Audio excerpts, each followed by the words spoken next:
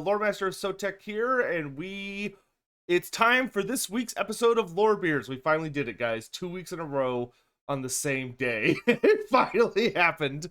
Only took us like six tries. Yeah. Real quick, as always, got Nathan here with us. Hello. My lovely co-host, and we have another special guest. This week we've got Ryu.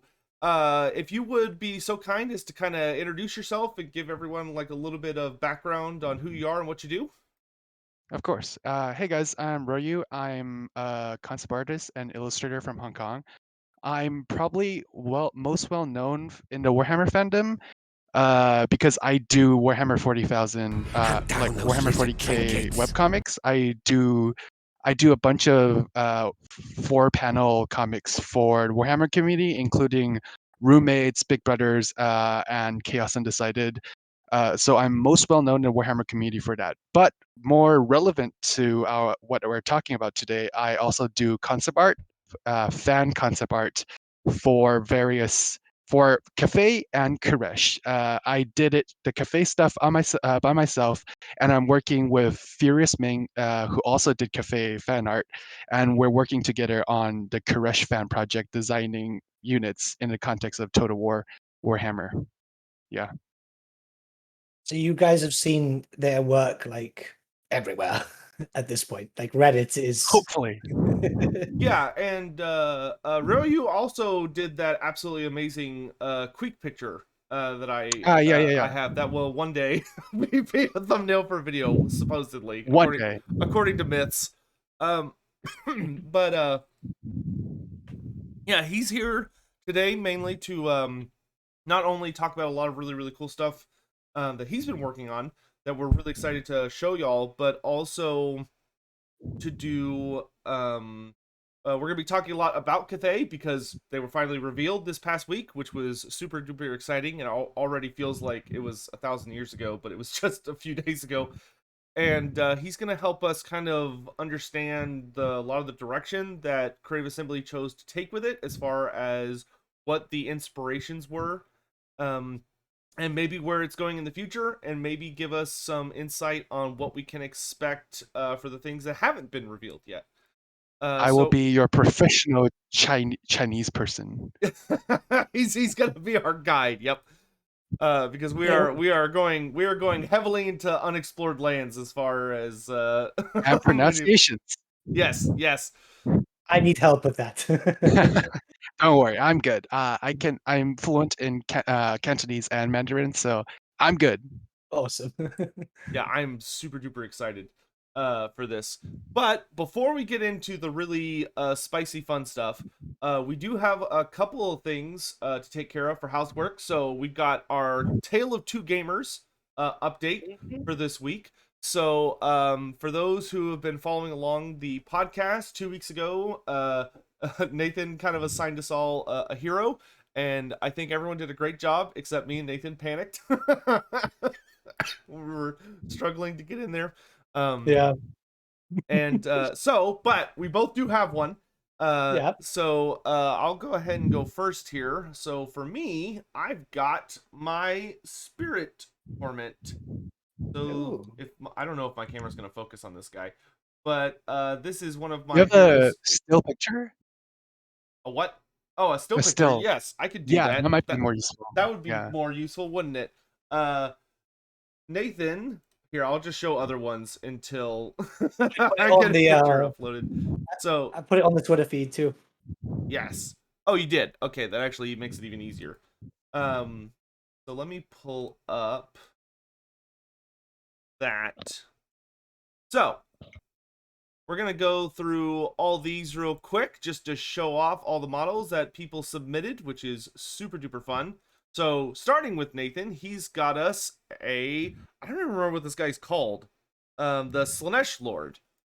Yeah, so he's one of the new Slaaneshi Lords that were released for the Hedonites, and I've got him on a square base because I want him to be one of my champions. He needs a little bit of work because it was like last minute painting, but I think he looks good in a square base. He fits really nicely on a 25 mil base. I think he's a Lord of Pain. Is he a Lord of Pain? Yes, Lord of Pain. That is the correct answer. These one are of all those. Age of Sigmar models, right? By the way. Yes, because Age of Sigmar just has really sexy minis at the end of the day. Yeah, they really do. um, a lot of the fantasy minis are kind of showing their age at this point. But yeah, he looks great, dude. He turned out really well. He's got a really shiny. What metallics do you use? It's almost got like a. It's got like a really nice. Um, fuzzy's not the right word, but oh, I also like The that you did a blood I mean effect the on this. texture. Yeah, yeah. The texture on the metallics is really interesting. The metallic is it's I can't remember the brand, but it's a special. It's what I use for my car. Funny enough, for the whites, because I undercoat in white and then I use contrast in some cases. So I quite enjoy using a white undercoat and then just painting over that. But the gold itself over it is Liberator gold, which I think is just a really pretty gold itself. I would describe that texture as pitted. Yeah, Okay, fair enough. All right. but I quite like it. Moving on to the next entry. Oh wow, these are cool. Wow. Okay, so we've got a picture of Oni for a Nipponese army that someone looks like they've custom made. Um, wow, these are not only very well painted, but are just super badass looking minis. Are Yeah, these Okay. pit bashed? I have no idea. um, this is Rowan's. This is one of my Discord moderators. yeah, Rowan the Accused. He goes well out when he starts doing his armies. He's been working on a Nipponese army for a while, and like you can tell he gets really into his army If stuff. you're able to get a hold of them, we would love to know if these are kit bashed or like a print from 3D somewhere. printed. They're a print. They're a print. Ah, Rowan's Yeah, in my chat at the moment, so maybe he can just. yeah. I actually think people would love that file, especially in my community. All right, so up on mine, I just uploaded mine, so the pictures aren't super amazing quality, but I've got some pictures here of my Spirit Torment. So he's actually holding still, but this guy is super duper important for my spooky ghost army, and he was actually my first experiment using some nitric oxide on the metals to kind of give them a aged or kind of rusted look. But still working on those gradients, but we're getting there. We're getting there. I love the mini. Oh yeah, on absolutely gorgeous. as the 3D artist, like the sculpting work on the Age of Sigmar minis, they're so good. Like I love doing my own sculpts, but like I have no idea how to arrange them in such a way that they look this good still necessarily. All right, Yeah. from Marcus here at Ranger Markai, we've got a Highland Minis to make a questing night with a gorgeous terrain piece. Um, Oh, wow. The basing on this alone is incredible, but the mini itself is also gorgeous. Oh, I like there's a skeleton like crawling out of the ground behind him. Um, yeah, the basing on this is absolutely incredible. Like it's even got a Bretonian symbol here in the front. I'm assuming he printed this or sculpted it himself, but well done, Marcus. That is impeccable. that's really This cool. What is that at the bottom? Is that flesh or flowers? I think it's flowers. Like one of the Ah, little sprock flowers that you can buy that like you stick them onto the base. A lot ah. of hobby stores sell those, but this one's like a very dynamic piece. I would be fairly intimidated to see that throwing across the table at me. That is really cool. Here we've got from Denevere a he's painting his first army, and we've got here looks like he's doing Stormcast Eternals, and he's got a Lord Imperatant with accompanying Griffhound. So looks absolutely lovely. Congrats on starting your first army, dude. I wish you the best of luck with it.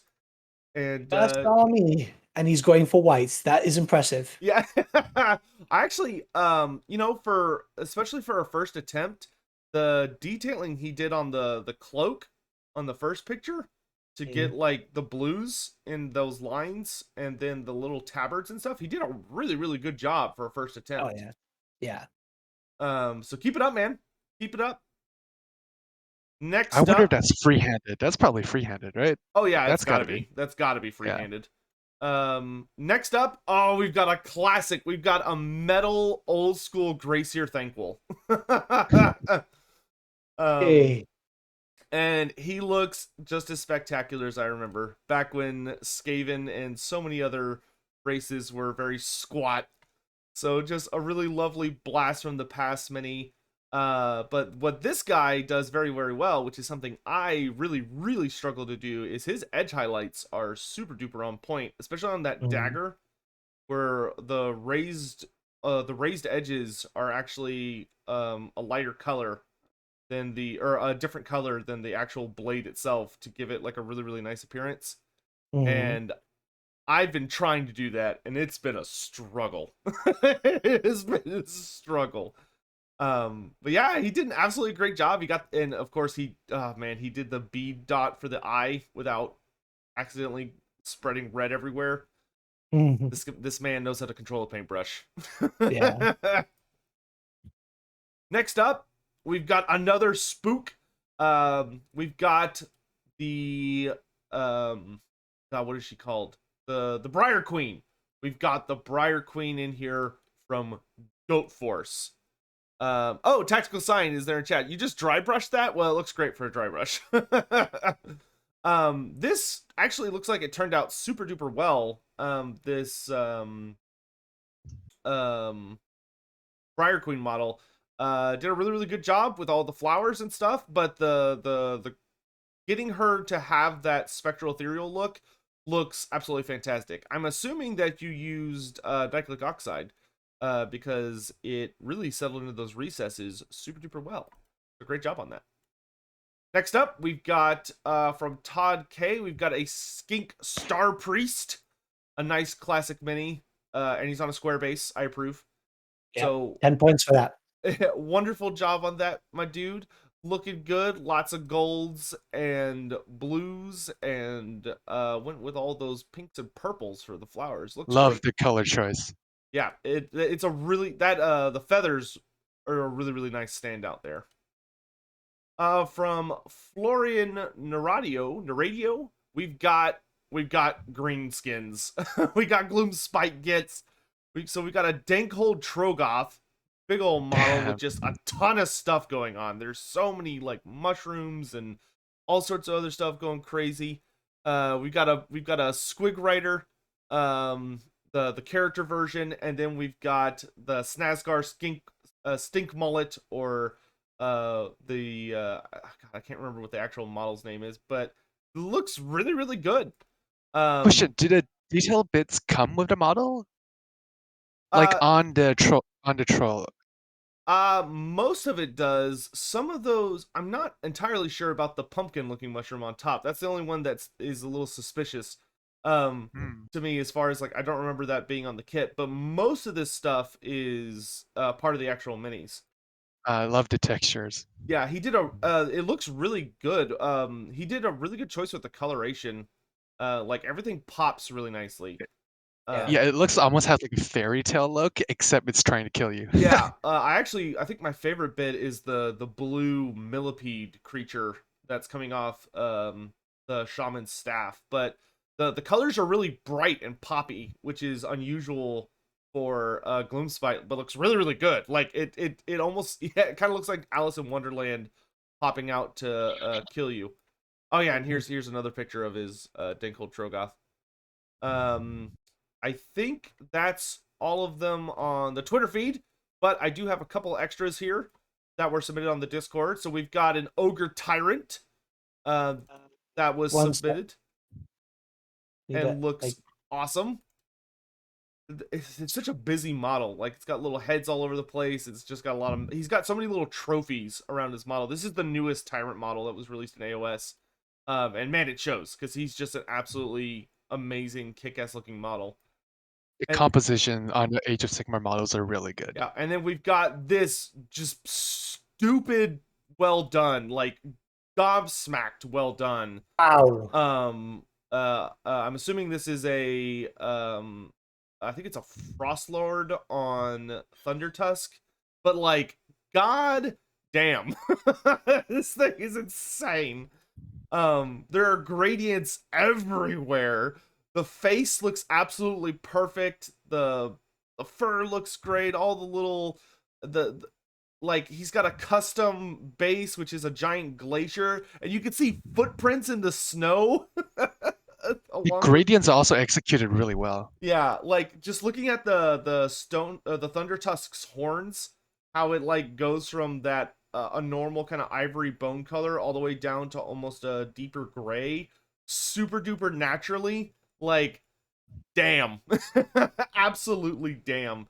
And like all these little bits of like armor that have been attached to the thunder tusk, where you've got like metal and scale and all this stuff. Like, good absolute grief. This is god tier. This is absolute god tier. Um, so thank you very much to everyone who submitted. We really, really appreciate that. And it's fun being able to um, uh, share our painting suffering with you guys.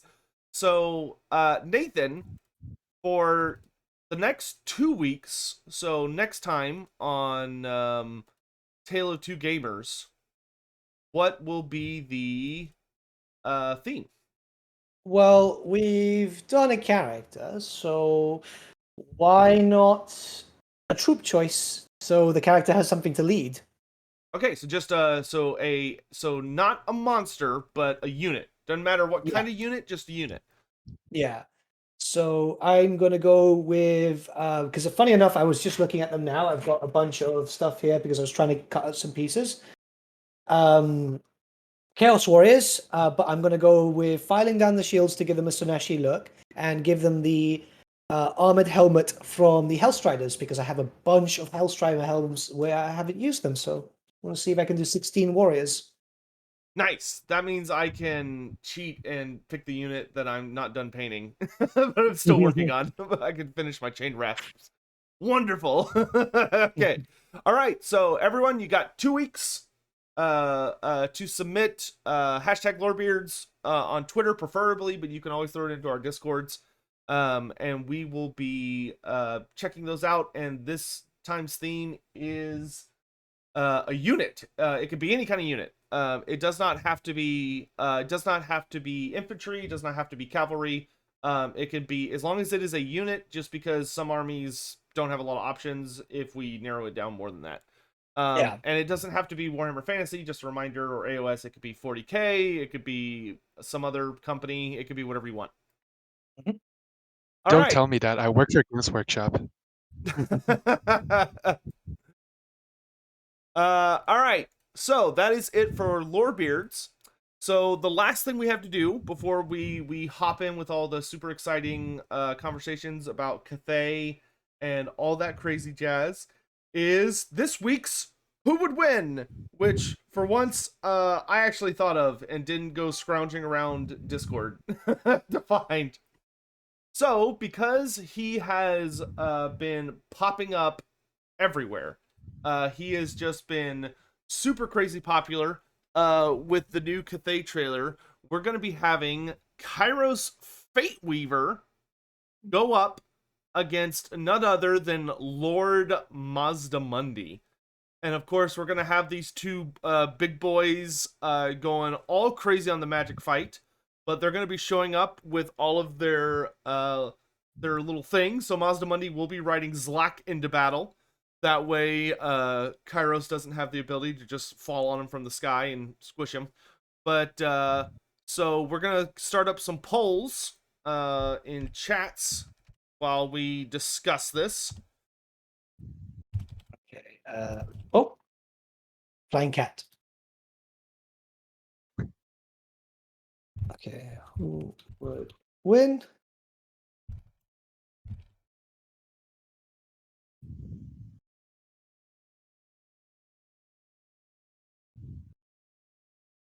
All right, and And I'll grab a little book here real quick so we can kind of talk about the characters in depth for a second.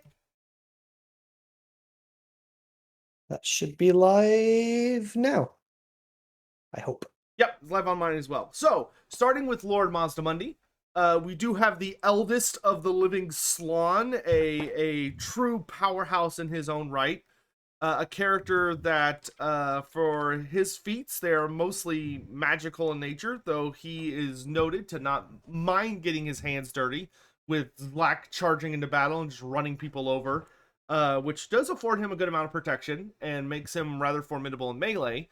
As far as what he brings into the battle when it comes to, say, items and stuff, the big things that Mazdamundi relies on, of course, are the Cobra Mace, which the Cobra Mace of Mazdamundi is this kind of stick he carries around that, in the lore, it's actually kind of a super amazing weapon in that it can literally come to life when someone tries to attack Mazdamundi, and what it does is it's this freakishly fast serpent made out of gold that will lash out and it bites other people's weapons to shatter them. So if someone tries to attack Mazdamundi, even if it's particularly if it's a magical weapon, his weapon comes to life and bites it and shatters it in order to protect Mazdamundi from any potential attacks. But it also This is in melee, right? yes, this is a Only melee thing. melee. Yeah, he doesn't like Okay. he doesn't like whip it across the battlefield. But Right. it'd be Like it cool doesn't if he work did. against like ranged. It Yeah, doesn't no. work against like arrows or whatever. You know, he won't be like slapping Marcus Wolfhart from like across 50 football fields. Oh, he wish he could. Yeah, he wish he could. And then of course he also has the Sunburst Standard, which the Sunburst Standard actually will not help him terribly much in this particular matchup. It basically he's got this big old banner that sits on the back of his palanquin that that just shines literally with the brightness of the sun, which can make him very, very difficult to see and target with shooting weapons because he's blinding you. For anyone that's made the mistake of staring at the sun for as long as you can to prove how cool you are. But into this battle, he does, of course, bring a just crazy amount of lore. He is a master of all of the winds of magic. And while he does not tend to necessarily have every single spell ready to go at any time, being a Slán, he's used all of these spells, and he has an active ability to switch between them freely in the midst of a battle. So he'd be casting one spell and think, you know what? No, I need this other spell instead. And his mind is just constantly revolving around and being a revolving door to answer particular scenarios. He of course does have geomancy, which allows him to do a lot of really cool things, like literally rip open the earth to make people fall inside and then slap it back together again. But against Kairos, that's not going to help because Kairos, of course, is airbound and likes flying around like the little goofball that he is. So those are kind of the big things. And of course, Mazdamundi does have his palanquin protecting him. So he does have this kind of invisible aura of magical protection that's going to try to keep him safe from Kairos Fate Weaver. And he does specialize in, of course, using and dispelling enemy magic. But on the other side of the equation, we've got none other than the big two-headed goofball himself, Kairos Fate Weaver. So Kairos, of course, is the mightiest of the Lords of Change. When it comes to magical sense, he's actually weaker than most Lords of Change. When he was chucked into the Well of Eternity by Tzeentch, because Tzeentch wanted to know what happens throughout all of time, but didn't want to risk his own skin, Kairos had his physical body really messed up, which gave him two heads, but also made it where he can see the future. He can see all possible futures, and he can see the past without it being shaded by perspective. But he cannot see the present. His future vision is kind of limited in that he could see all possible futures, but in a battle type scenario, because he could see everything that could happen, it could be difficult for him to see which exact one is going to happen, which leaves him vulnerable. It's more of a situation that when he's in melee, it causes him problems. But if Kairos is forced into a melee scenario, he has a really bad time because he can't see what's going on. So he can't parry very well, and he struggles to hit people because he doesn't know where they're going to be. And he's also physically weaker than most Lords. He's physically weaker than Lords of Change. Yeah, he's not. He's more fragile, and he also does not hit as hard. But he is still a greater demon. So he's kind of up there with like he's stronger. He's about on par with like beefier monsters like trolls or minotaurs or like large ogres or croxagors. Like he can hit about as hard as they can. But his like he's miserable at dealing damage in combat because he can't see where he's swinging. He's very slow at swinging, and he gets like physically he just gets overwhelmed very quickly. So he's got to keep this to a magical battle. However, just like Lord Mazdamundi, because he's the Oracle of Eternity, he can see all possible futures. He is very good at avoiding getting absolutely smashed by people. And he has the Staff of Tomorrow, which the Staff of Tomorrow is basically um, he has his big old staff that he carries is not just for looks. It is actually a fulcrum through which he kind of channels all possible destinies. And what Kairos can do is he can very subtly alter fate. Very briefly. He can only do it a very limited amount of times in a battle type scenario, and he can only do it in very subtle ways. It's not like he can just like change fate so that like you fall into where he knows there's like a pit and he just finds the one future where you just didn't realize there was a pit there and you fall in and die. It's not quite that extreme, but he can maybe he can try and alter things to make things work out better in his favor. Um, so those are our matchups. Kairos, of course, knows a assload of magic. Kairos' whole thing is that both of his heads know the lore of Tzeentch, and then one of his heads is a master of the lores, 4 of the battle lores, and his other head is the master of the other 4 battle lores. So here we have a ridiculous showdown of 2 characters who are honestly equally tough.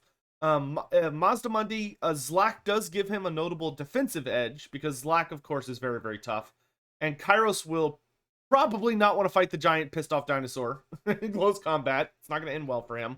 But they both are afforded quite a bit of magical protection, and they are both super wizards. Both of them are able to obliterate armies and have done so in the lore. It pretty much comes down to can Kairos keep away enough?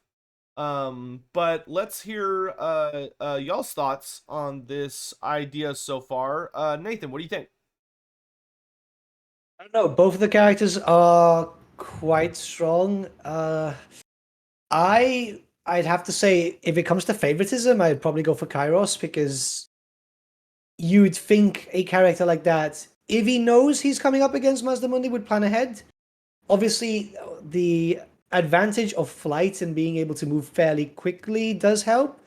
Though, I don't know, Mazdamundi does hit quite hard too. I was looking at it from a tabletop perspective. Like, Mazdamundi kills Kairos, like, no problem. But then if you look from a fluff perspective, possibly Kairos could, if he keeps moving constantly. Yeah, there's definitely something to be said for Kairos has a absurd advantage in maneuverability. He's way Um, more mobile. yeah, It's being Yeah. able to fly is huge because obviously Zlak cannot get to you if you're not on the ground. And Yeah. the real yeah, I feel like the real question is how long Kairos can actually stay in the air.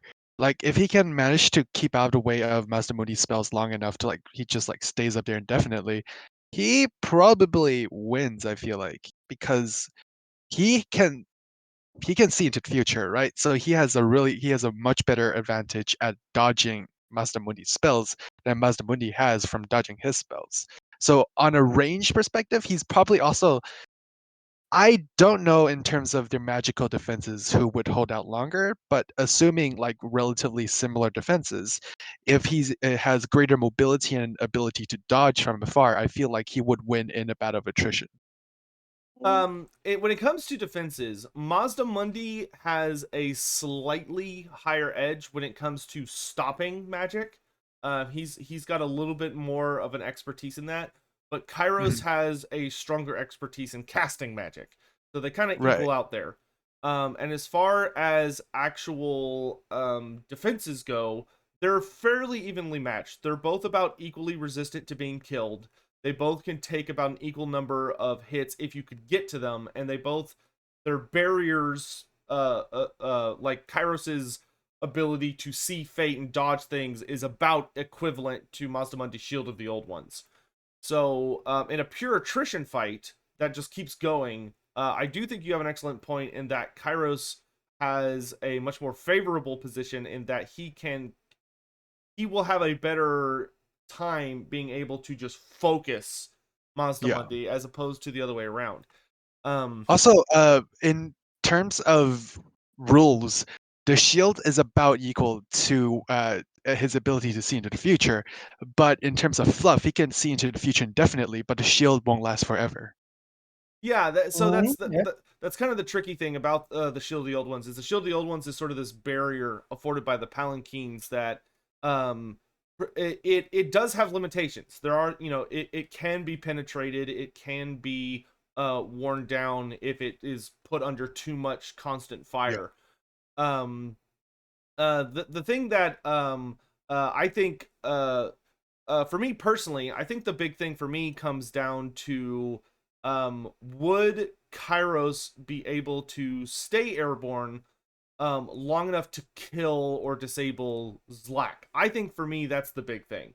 Because Yeah, as long as Zlak is alive, Kairos is boned the instant he goes down on the if ground. Slack reaches melee range, he immediately goes down. Yeah, Yeah, no, there's no and contest. there is and Masamundi does have interesting options in that with magic, there are ways that he can literally just make Zlak fly. There are ways he can bring Kairos Can down to he the do that? ground. Oh yeah, In there's spells to do that. Unfortunately, we Yeah. don't use them until I the mean, war, but in they the exist. rules? Mazdamundi would have access to the lore of high magic, wouldn't he? Yeah, Ah, he Yeah, right. specializes In in the high fluff, magic. he could. In the they, fluff, he could for sure. Yeah. I guess. Yeah. high Plus, magic, you can fly. yeah, and plus he is a master of geomancy. There is a lot to say that he could literally. I mean, we've seen Masamundi raise a literal entire mountain range, so maybe he just Yeah. creates himself a mountain. It's like go charge.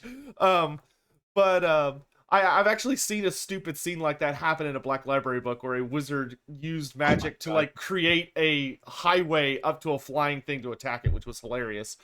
But Screw you and the mountain range you rode in on. yeah, but there are also spells that could shut down Kairos from flying. There are spells that disable flying. Mhm. Because like if Mazdamundi summons a storm that like it's just this giant storm that's not particularly aimed at Kairos, it's just a big storm that makes flying physically impossible, especially because Kairos is physically weaker than most Lords of Change. He could be Mhm. forced to be grounded. I mean, if you could see all possible futures, that's great. But if all of a sudden you're in a hurricane, you kind of get down on the ground. Right, Because right, right. demons do have physical bodies when they're fighting in the physical world. So if they get hit by lightning or something, they are going to have just as bad of a time. Um, so for me, I think it honestly comes down to could Kairos's magic kill Zlak? And I think if the thing with Kairos is there are spells that could kill Zlak, but only from the neutral lores, the ones that Mazdamundi is very intimately familiar with. And would know, like, I need to make sure these don't go off, and Mazdamundi I think would be able to prevent that.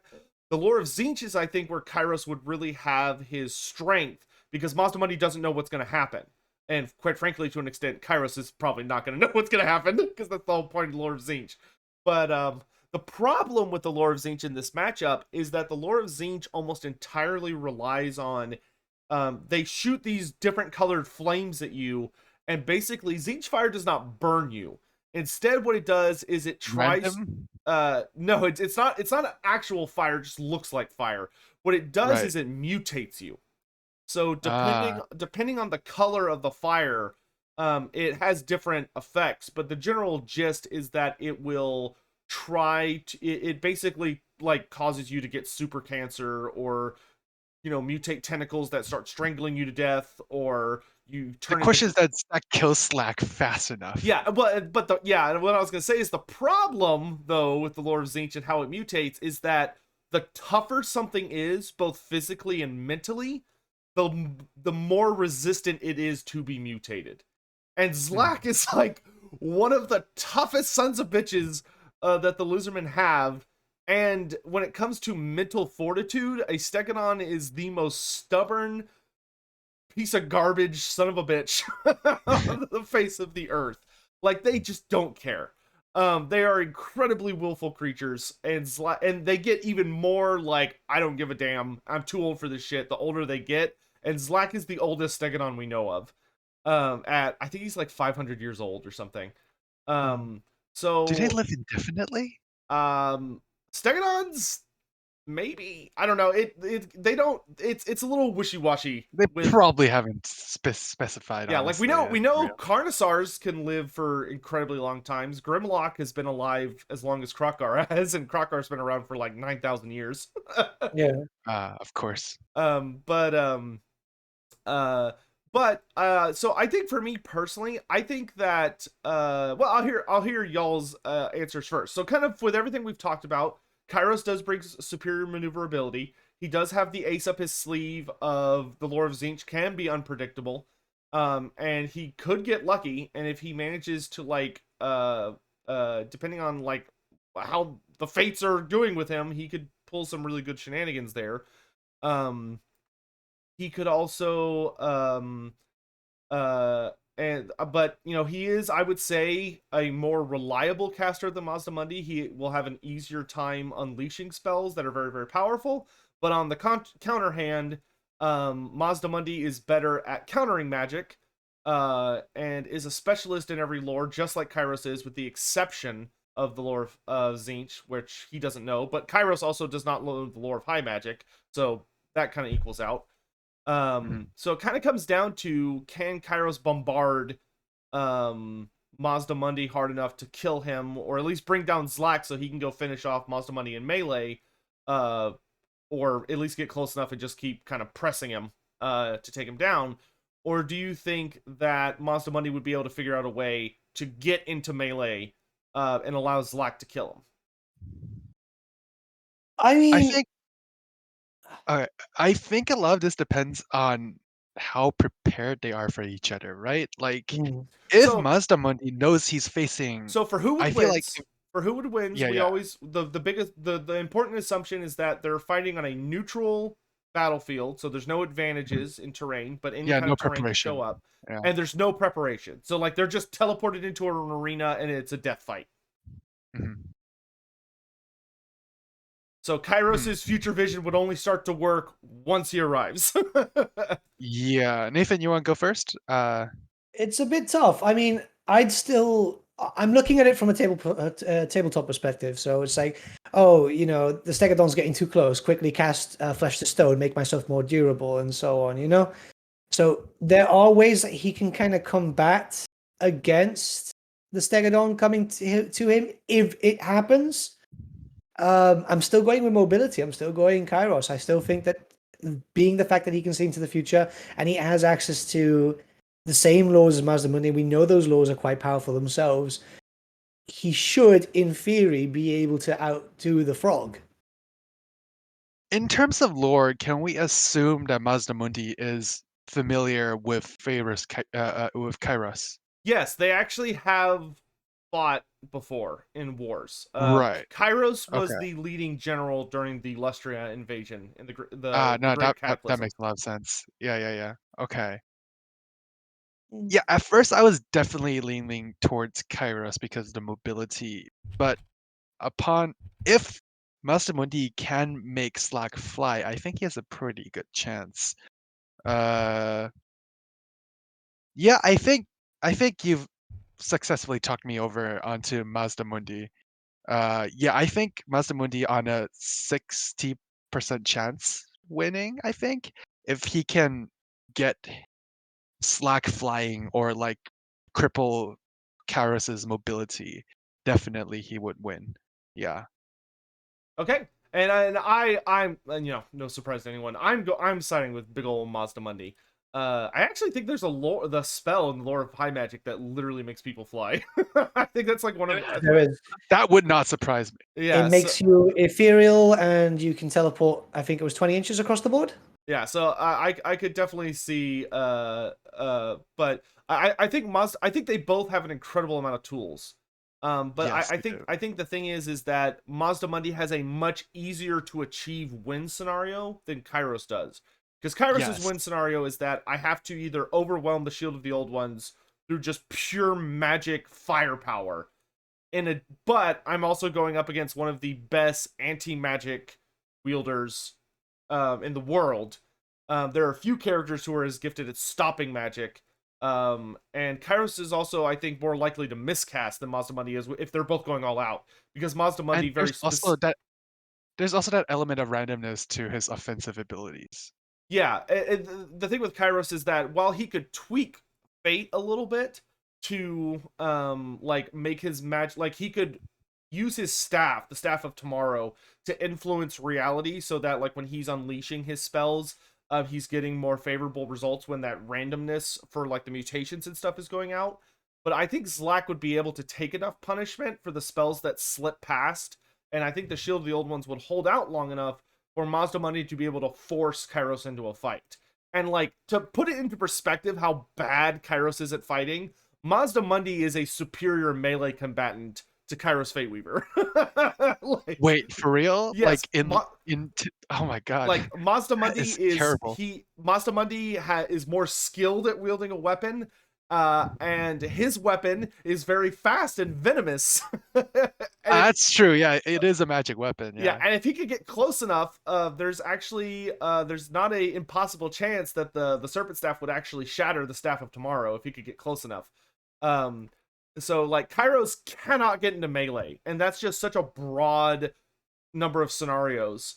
Whereas I think I think if Mazda Mundi was by himself on his palanquin, where like he just would not have the ability to overwhelm Kairos in melee. Like if he got Kairos into melee, he would be, you know, able to hurt him, but he wouldn't be able to kill him. Yeah. Whereas Kairos could just keep repositioning and shooting him. But for me, I think Zlak is the game changer. And that Zlak is easily tough enough to go up against even the beefiest Lords of Change. And Kairos is the Kairos is like in the Chad virgin meme. Kairos is on the other side, even though he's the best wizard. Um, but I could see it either way. Like I could see the absolute argument that because Kairos has access to all the lores that he does, that maybe he would just bide his time and keep working on potential futures where he's able to cast a spell that could kill Zlak instantly. You know, where he's like, Pit of Shades, or It's just that Mazda Mundi has a more immediately achievable win scenario, I think. yeah, that's what it is for me as well. All right. So, oh, my poll vanished. But I know on my poll, chat voted. I think it was 64% in favor of Mazda Mundi. What'd you get, Nathan? How do I check this? Oh, here we go. 49% for Kairos Turkey, and Big Mazda gets 51. Okay. All right. Yeah. So I'm pretty even split in the chats. Mazda Mundi does come out a bit ahead though. But It's a good matchup. Yeah, it is a good matchup, and hopefully we'll have many more in the future. But it's now time to get into the real meat of today's conversation. So that's why you invited me here. Yeah. So for anybody that's been living under a rock, I mean, really, Cathay was revealed this week. For the first time, I think it just hit over 1 million views. Oh yeah, dude. You know how I know that it's super popular? I had a friend over yesterday, and she does not give a shit about Warhammer. Like knows basic like most all of my friends like nobody knows anything about Warhammer. They're like, oh, Ryan's talking about work, great. IGN and all the big press gaming press sites, they shared it too, so it's got well, a lot of IGN views. steals every trailer in existence for some They reason. do. I don't know how they get away with that, but they do. I mean, that's probably the only way they're still alive at this point.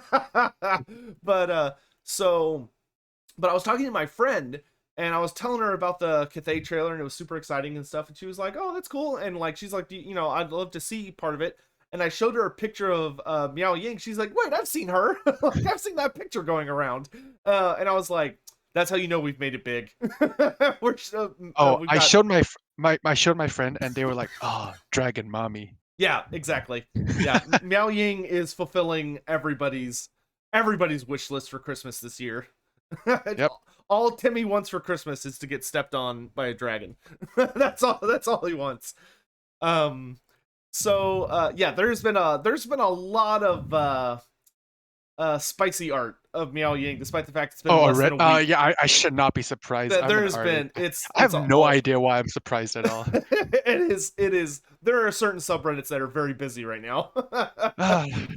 Ah, But getting more back on topic before we get demonetized. Um, for all of us, this was an incredibly exciting day. Because we are stepping into a world we've never seen before. There's never been art, official art. Sorry, you. There's never been official art. We have beautiful unofficial art from certain kinds of amazing artists. And we also the lore was we technically do have official art from the roleplay books. oh yeah, Yeah, yeah, the fourth edition. yeah. But they only kind of count. I, Like for fourth yeah, there edition, was like a recent. There was that one. Is it a more recent edition where they had emissary from Cathay, I yes, believe? yeah, we actually talked Yes. about that on Lorebeards. I think the first or second episode. So the fourth edition fantasy has been leaning very heavily back into the older editions, which has been good and bad. It's been good in that they're exploring the actual world much more. So we're getting like art of Cathay, we're getting art of Araby, we're getting art of all these different places. But it's also been bad in that like Volkmar the Grim is no longer canon in the Oh wait. roleplay. Yeah, Volkmar's not a Oh, character. He's been replaced by some random dude. And Karl Franz is from I actually got some new books I've been reading through, but Karl Franz is seemingly being played as a villain, which I'm not a fan of. no. But we'll see. And it's because they're following the Shadows of the Empire campaign. Like that's the main push behind Warhammer Fantasy 4th edition Uh, is a campaign, a very long campaign series from second edition or first edition. Do you remember when the Enemy Within came out? Second. I think it was second, but it's a Yeah. very it's like 5 volumes, and every volume is like, or actually no, I think it's more than 5, but it's colossal. The last one is about to come out for fourth ed, but they basically like reworked it for fourth edition. But because they're basing their lore around it, like the Empire is very very different, as are other aspects of the world, which I'm personally not a fan of, but teach their own. Anyway, once again, back on topic. So we're going to be talking a lot about Cathay today and all of the different things that have been revealed. And Ryoyu here is going to help guide us through what the inspirations were. Because when I look at Cathay, I see a lot of beautiful things, but I have no understanding of it. It's just like, oh, this is cool. Like, yeah. And they are pulling from a fairly wide range of like Chinese imperial eras, so it does take a little bit of getting used to if you have no idea what you're looking at. so, Nathan, do you have any starter questions? I think I'm just I think Yeah. why don't you start us By the way, off, and I'm gonna pull up by the some way, stuff. just to mention, I also have our Khuresh team on Discord right now, and they are awake and listening, so I can call upon them if I do miss something. Beautiful. Well, that is the next. That's on the docket. But we're gonna go through So Cathay first. I Sure, have sure, a sure. question regarding what what are those well, in my mind they are Pegasi, aren't they? In the Uh, trailer. no. Well, okay, that it's been officially like they was it which they had like a few army names from I forget which publication, but they've been confirmed to be Longma. Uh, Right. like so Longma are when I first watched it, I was like, wait, are those I'm not sure what those are. And then I looked it up. I was like, okay, no, yeah, those are Longma because they're more Longma is like literally it means dragon horse. Oh, And okay. Accurate. it's not as popular. It's not as popular a mythical creature, so it's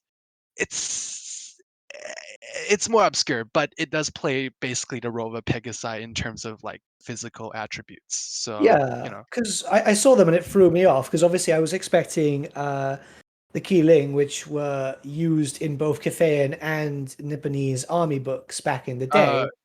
Kirin is the Japanese pronunciation. The Chinese pronunciation is Qilin. Well, Chilling. I mean, it's the anglicized version, but yeah, Qilin is the Chinese version. So Just you can say Kirin. I'm just so saying. yeah, I actually Right. saw a lot of people thinking they were Chilin as well. Can you kind of Yeah. walk us through what? So what are those, and what is the difference between them and the Longma? Well, okay. The Qilin, I'll just say the anglicized version so it's more consistent.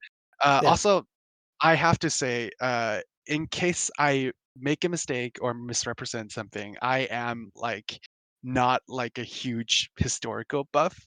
I mean, I have a general understanding of mythology and whatever, but please don't crucify me if I make a mistake. And if I make a pronunciation mistake, it's probably because I have like the Cantonese and Mandarin versions in my head at the same time, and sometimes I mix those up a little bit. But Yeah. yes, Well, disclaimer. everyone in chats should be behaving themselves and not being assholes, so there should be nothing to Oh, worry no, no, about. it's fine. Chat, I'm just like disclaimer chat. in case another Chinese person is watching. I'm like, I know I might make a mistake every once in a while.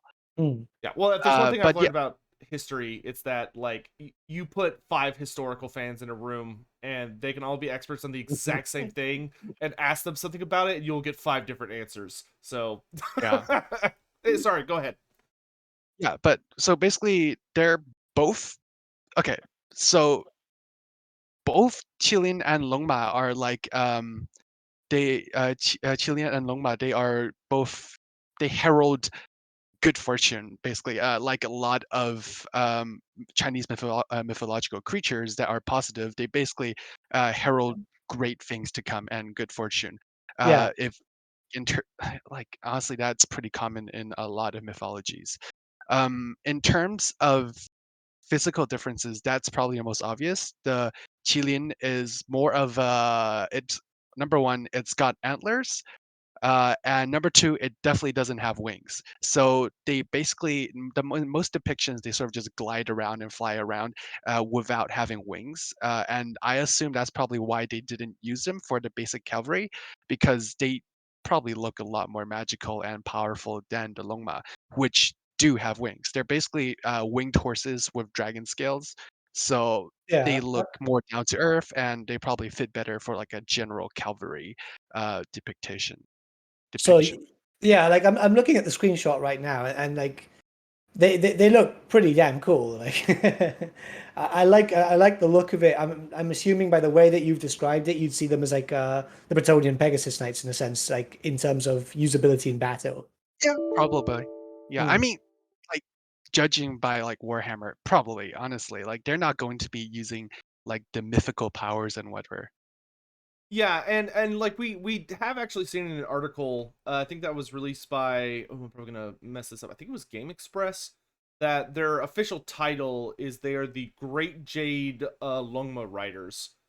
Yeah, Um, yeah, that makes sense. Oh, Yeah. but Also of note, I would like to just note that both Longma and Qilin are uh, linked with Chinese emperors because, well, like I said, Longma is like dragon horse, and dragons are basically the symbols of the emperor and the imperial family.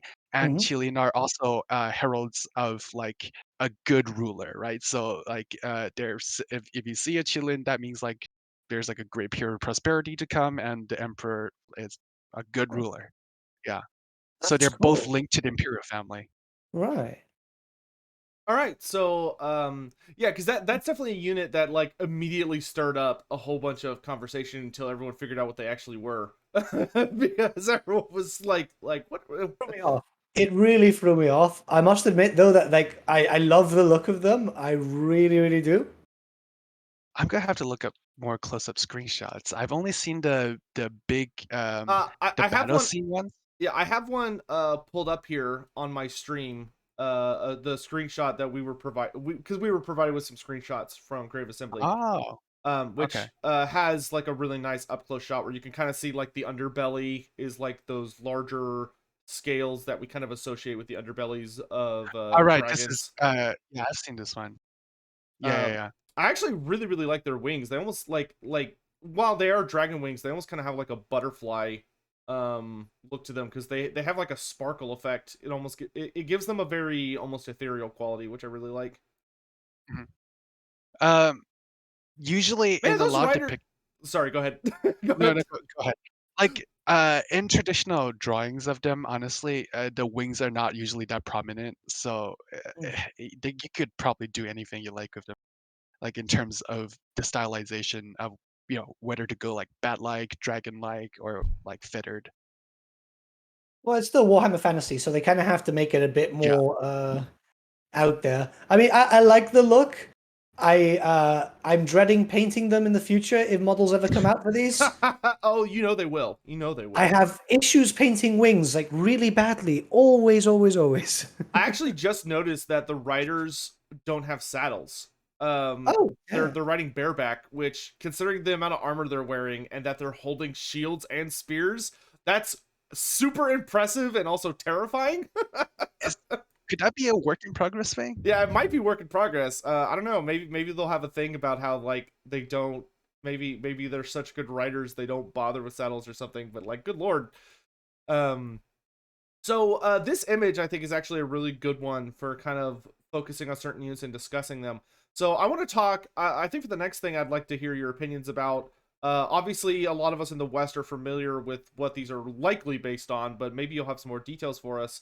Is the what are your thoughts on the Terracotta Sentinels? Terracotta Sentinels? I mean, obviously they're based off the Terracotta Army. In Chinese, it's called the Bing Ma Yong in Cantonese. Uh, I would say, okay, I can talk about it from an artist perspective and from a cultural perspective. In terms of a cultural perspective, they look fine. I mean, like, it's fine, but they just don't. Okay, it's a bit hard to talk about. Let me go for the aesthetic look first. Okay, in terms of my opinion as an artist, I like how they look, but I wish they were a little bit less textured. I find because they are like giant statues, right? I wish they went for a more like sculpted look instead of like the armor looking like lamellar. How do you pronounce that? Am I pronouncing that right? Uh, Lamellar armor. Uh, I think so. If I understand what you're referring to correctly. Yeah. it's a bit Uh, steampunk. Is that what you mean? no, it's like it looks more textured than what I would expect a statue to look. You know what I mean? Yeah, yeah. Yeah. And it's not a bad look. I just wish there was like a little bit more focused. Because it does sort of like muddy up the sort of like overall composition a bit, but it does look very cool. Um, in terms of a cultural look, it obviously takes a lot of cues from the traditional depictions of like Guan Guan Yu, uh, aka Guan Yu, the god of war from Three Kingdoms. Mhm. Because especially with the big Guando the Guandao that that it's holding, so it's taking a lot of cues from like depictions of like Chinese generals in that sense.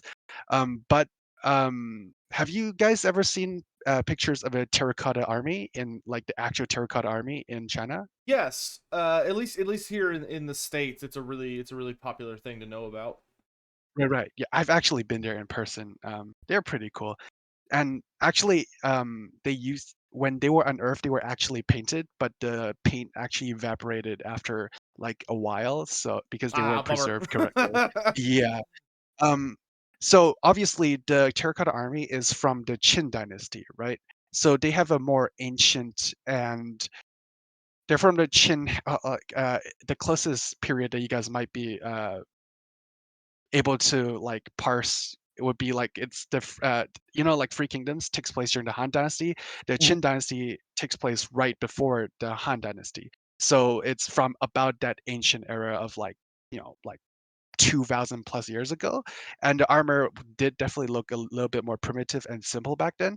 And I sort of wish they had gone for a similar vibe, honestly, to make it look more ancient and sort of statuesque, if you know what I mean. Yeah, it kind of seems like with the Terracotta Sentinel, they took a more um uh they went with a more fantastical approach than they did with Definitely. many of the other aspects of the army, and especially when they light up.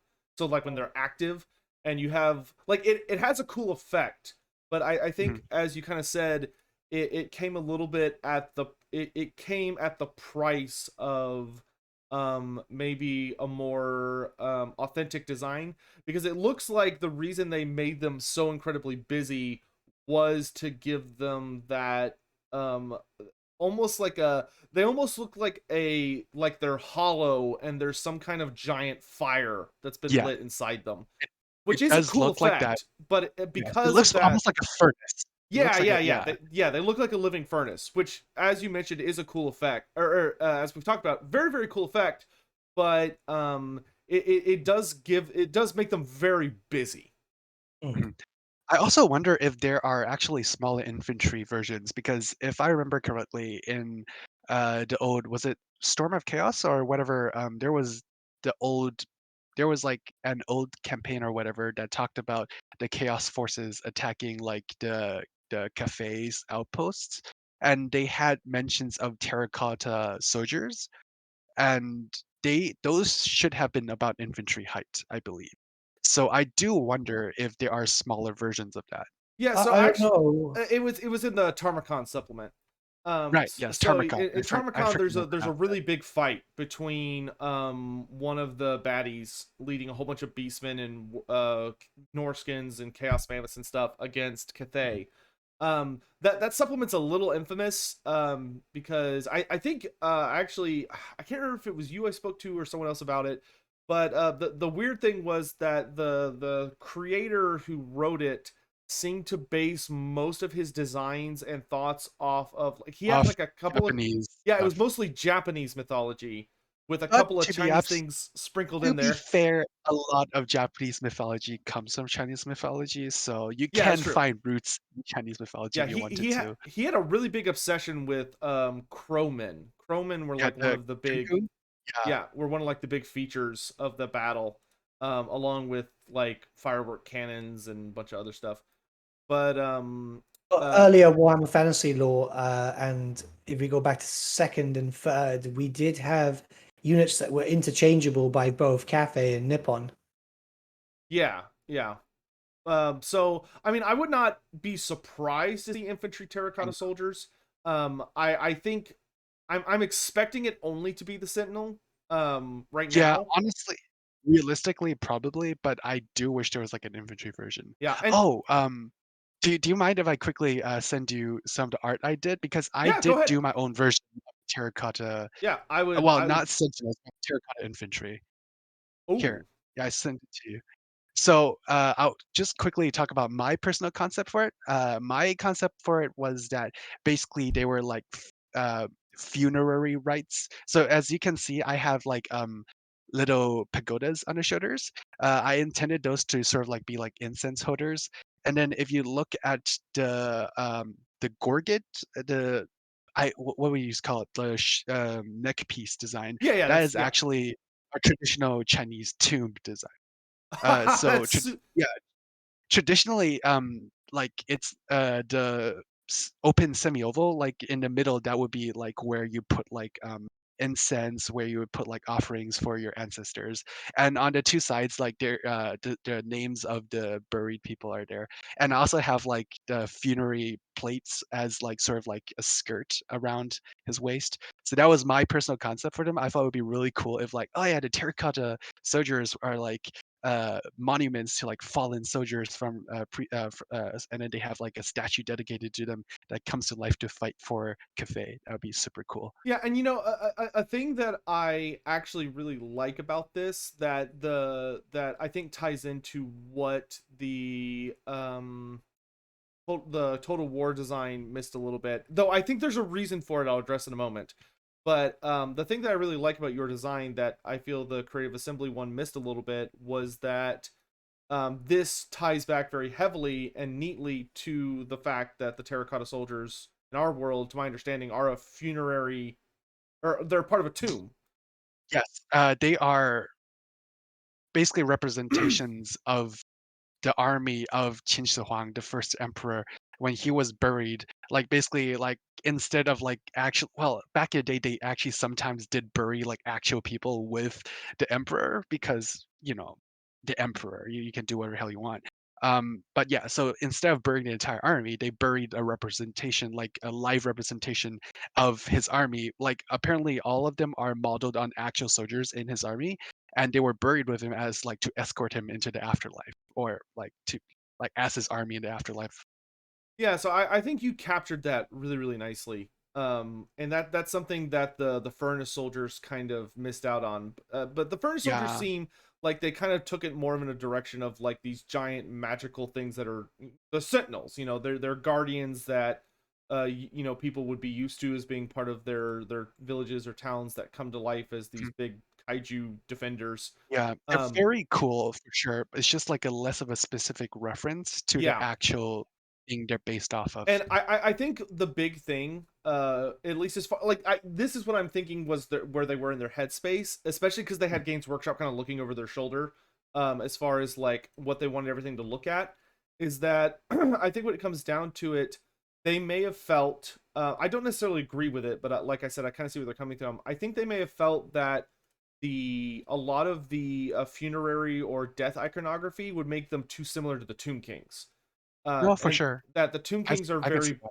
are very big on like we have giant constructs that are more simplified, and they're all about death. Like everything's about death and funerary and all that They're all stuff. dead. Yeah, like that's it. Like Tomb Kings are literally just Egypt, but only if they worship death. um, so I'm the part of me that thinks is that when they were looking at it, they were like, okay, we want to give Cathay Terracotta something, but we don't want them to be too similar to Ushabti. We don't want them to be too similar to the Hydra Titan and the Bone Giant. So what do we do here? And this seems to be where they landed. Yeah, it makes sense. It's Was just it's a little sad that they couldn't add like a little bit of extra flavor to them. I mean, Yeah. maybe in terms of like maybe when Games Workshop comes out with more lore, they'll have like a more specific niche in terms of like their theme. But right now, yeah, it's like I am missing a little bit of like extra spice. They're cool, but there could be a little bit more. Yeah. Mm. All right, so do we have any thoughts on this mystery piece, the giant green lantern I have pulled up on chat or on the channel, which from what I have read seems to be, and I'm probably going to butcher this, but the Wuxing War Compass. There's been Mhm. I've seen a lot of debate on it. From what I've been reading on Reddit, and this could like I said, I was literally reading off this Reddit, so if this is wrong, forgive me, folks. But from what I've been reading, apparently the word wuxing seems to refer to like the concept of the elements, like the five elements. Wuxing. It's Wuxing. Yeah. Wuxing. Okay. Wuxing. Don't worry about it. I'm trying. I Yeah, promise I'm don't trying. worry about it. You've given up I'm not. already. Listen. If you keep trying, supposedly eventually you'll get it. So I'm gonna keep trying. But It'll take a lot of work, do but do you have any I thoughts believe you. on a if that may even be remotely accurate? Is if this war compass, because the compass was invented in China, or at least was like one of the major. Well, I don't know if like globally it was invented China, but the compasses are counted as one of China's four great inventions. So it was definitely developed locally in China. It was not passed to China, in terms of like our knowledge about it, at least.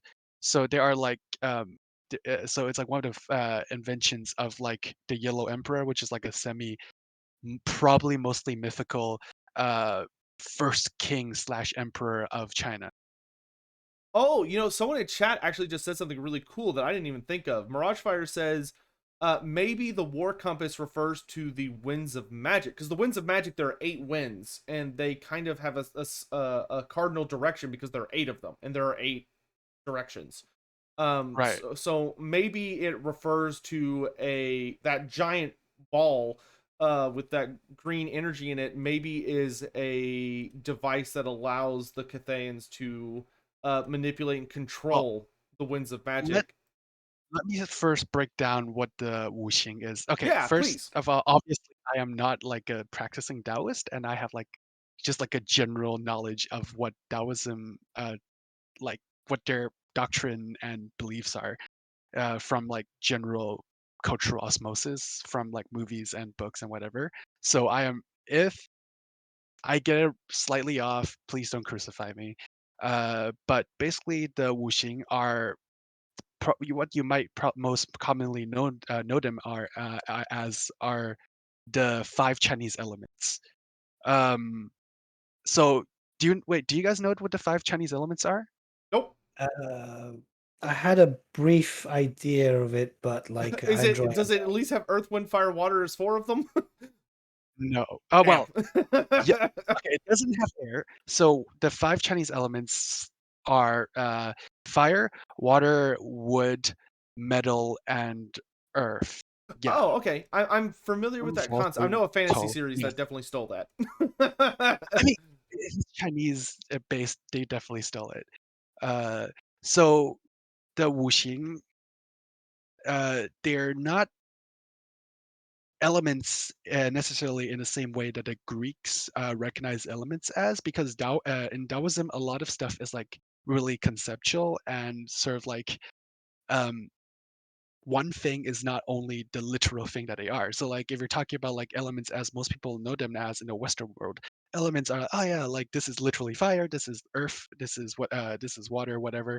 In Chinese and Taoist philosophy, the five elements are sort of like phases or expressions of reality, and they are philosophical concepts that lead into each other and are interconnected and are representations of facets of how the world interacts with each other and what the world is. And that is a lot of philosophical stuff to talk about on the lore podcast, but it is a sort of like really conceptual thing. And it's a little bit hard to break down in a easy to understand way. Yeah. Okay. And And any okay, thoughts on how that might apply to this piece? right. So I was gonna say in terms of the eight winds of magic thing, um, they're not directly. So in there's another concept in Taoist philosophy called the Bagua, which are like, ah, God, this is getting complicated. Hey, Loving we love this. complicated here. It's I'm loving another this. another system of breaking down how the world works, and it's basically it's like eight different phases and eight so like it's all like symbolic and stuff. It's like there's like this is how we understand the world, and the bagua is like one of the way. There are like eight ways that you can break the world down, and they all interconnect. And then the wuxing is another way that you can break the reality and existence down into like different phases and interactions between the material world. Um, and they are sort of connected in that they all relate back to the core what Taoism is, right? So what Taoism is that there is a Tao, which is the fundamental flow of the universe, right? It is Mhm. basically what the universe is and what everything leads back to. And everything in reality leads back to the Tao. So basically, how Tao is mostly interpreted as is the Tao leads into through a couple of phases. It leads into yin and yang, yin hao yang. So like yin and yang are the two fundamental facets of what the Tao is, and then the wuxing, the five elements, are like further reflections of that, breaking it down into like more easily understood like segments of reality. And Okay. so if you're talking about like, oh, it's a wuxing compass, like it's like it could. I don't know how that would relate back into the winds of magic, but it probably is like manipulating reality on some level if they're using magic to manipulate the wuxing. Interesting. So, do you think it would be more likely then that maybe it, because it doesn't appear to have any kind of riders or like warriors on it. It seems to just be like literally a giant lantern with eight little dragon heads on each cardinal direction. that is full of some kind of magical energy that's just being pulled by horses. Absolutely possible.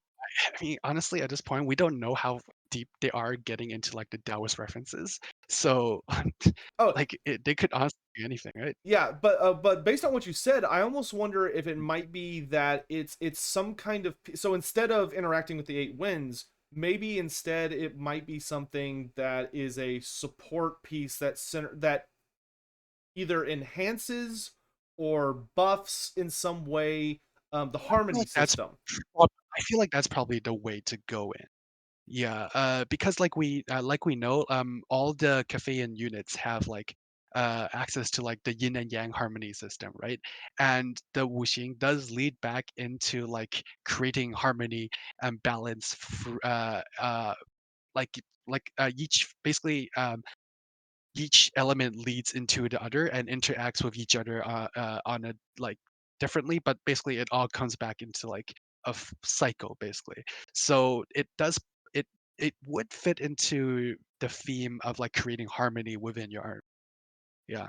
Yeah, and so for anyone unaware of kind of what we spoke of there, just to make sure everyone's kind of on the same page, we have had reveals in various articles, and like the FAQ page and all this stuff about how Cathay has a mechanic known as Harmony, which the Harmony mechanic is kind of their overreaching mechanic for their faction, just like how the Dark Elves have Murderous Prowess, the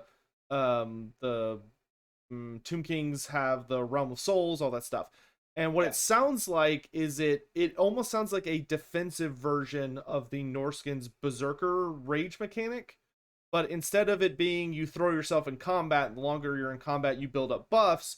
It instead sounds like it's a system where the Cathayan units have to be working in a certain system with each other, like your melee units probably being in melee or being in front, your ranged units being protected, shooting from behind, but like keeping a harmony within your army I through read their that sort of like proximity based, I think.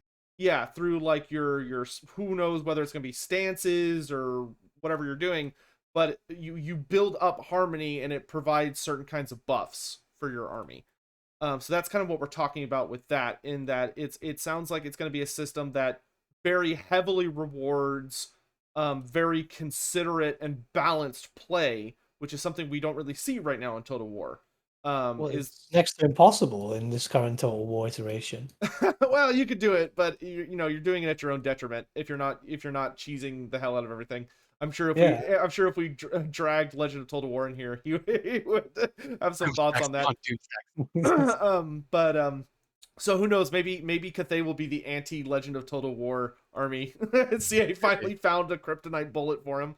But speaking of that, from as far as like pulling from taking Chinese mythology and history and putting them into Warhammerifying them, which is much more complex, almost complex of a system than just mystifying. Because to Warhammerify something, you have to make everything associated with war, and it also has to be able to deal with all of these other cultures that have gone through the same process.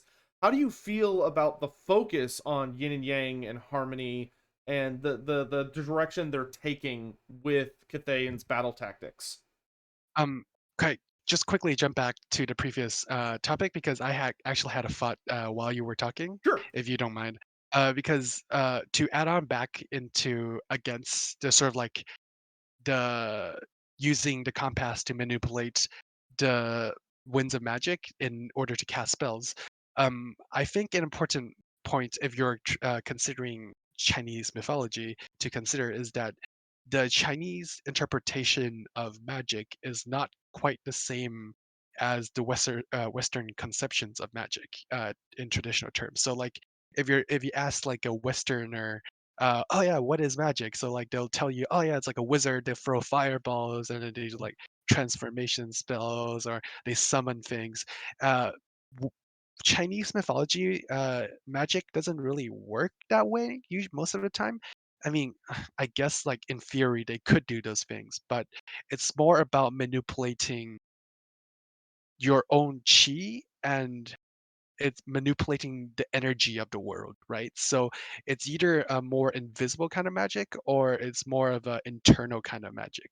So that's probably why they have like a sort of like yin and yang magic for their casters for Cathay instead of the standard like Winds of Magic casters. Though maybe they still have that, I have no idea. Um, so because like the how they express the magic is more either internal or subtle, and you at most you get like shape shifting or whatever. So that could be a good indicator towards the compass not being magic casting Yeah, um, I almost wonder. unit. I almost wonder if the reason they call it a war compass. I wonder if it like absorbs the winds of magic, but then transmutes the winds into this other form of energy that Cathay prefers to That use. would be very interesting. It would be like you can like spend your winds of magic for like active buffs, and you have to choose between different kinds of buffs or debuffs. Yeah, that That act could be interesting. I could see that being really fun. Of being like, okay, Cathayans don't interact with the winds of magic in a traditional fashion. You know, As they much, probably. yeah, as much. I'm sure they probably use it in some Yeah, to some extent. but like maybe the celestial dragon, you know, the dragons taught them how to take these chaotic eight winds that are unnatural to the world and make it into a natural force that they then use to like physically buff themselves. Boost themselves. Yeah, um that could be interesting. yeah, but so back to the harmony and the yin and yang, as far as that being the core fundamentals behind the war design, the battle design of Cathay. What are your thoughts there? Hmm.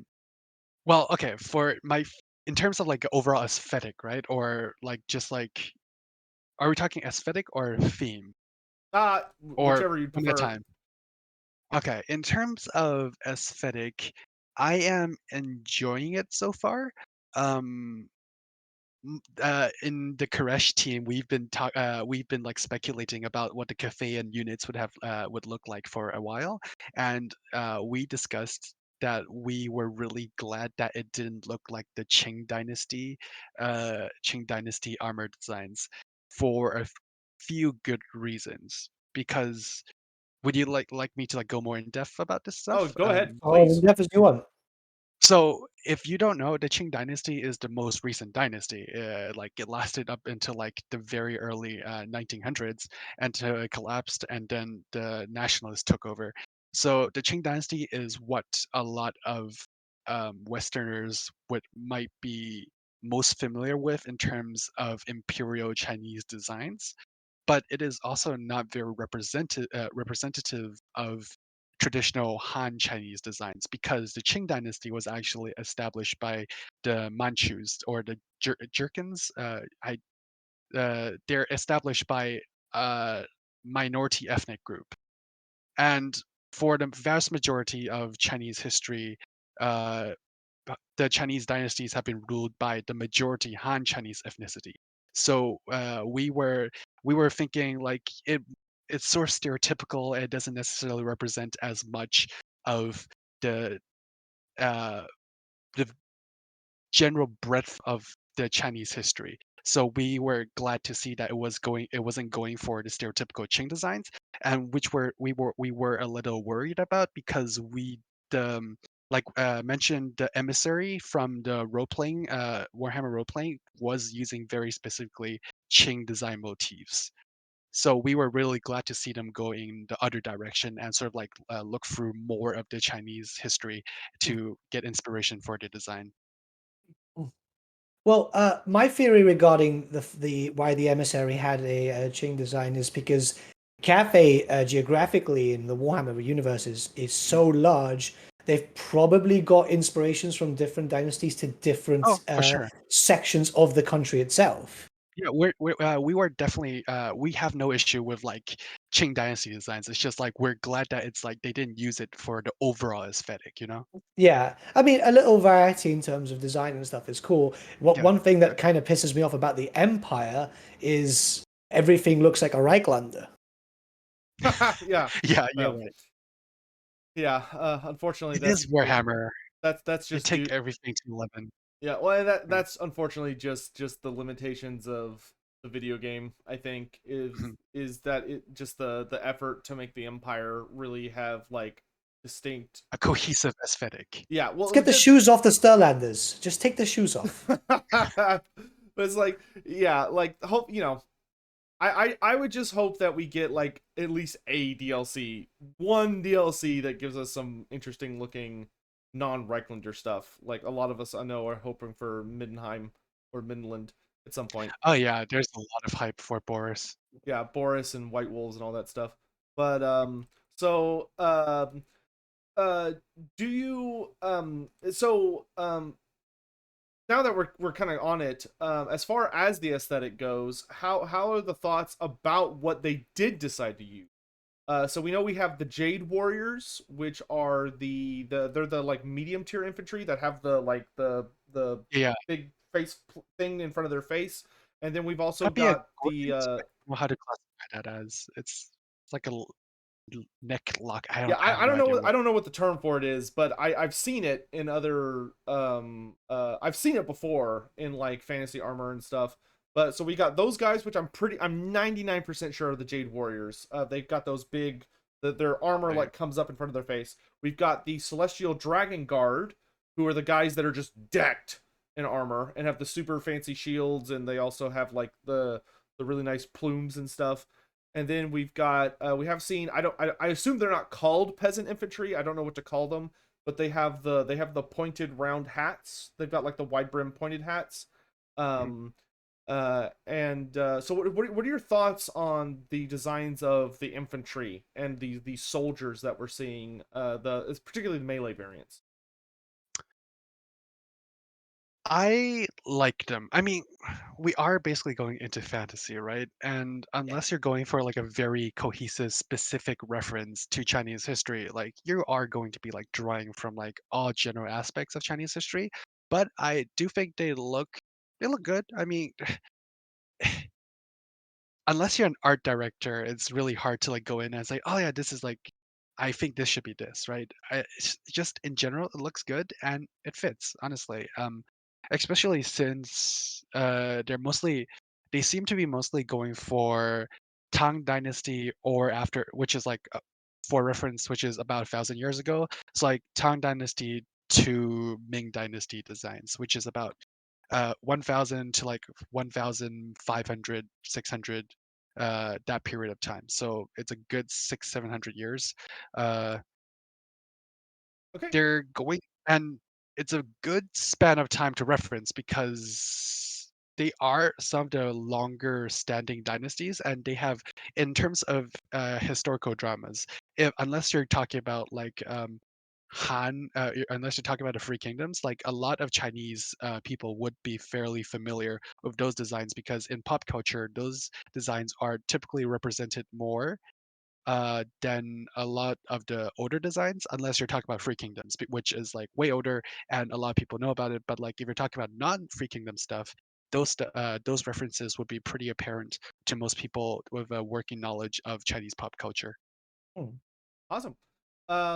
What do you think about the shooting units? So Cathay seems to have a big thing for rockets, which Oh, they do. obviously seems very inspired by China being the inventors of the fireworks.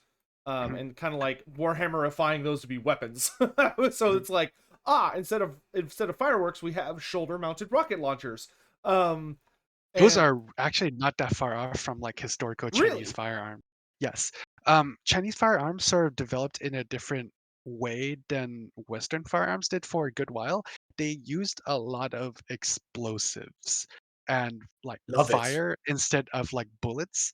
Um, I am not 100% sure why. I don't think anybody could 100% tell you why. Because Uh, explosions are cool.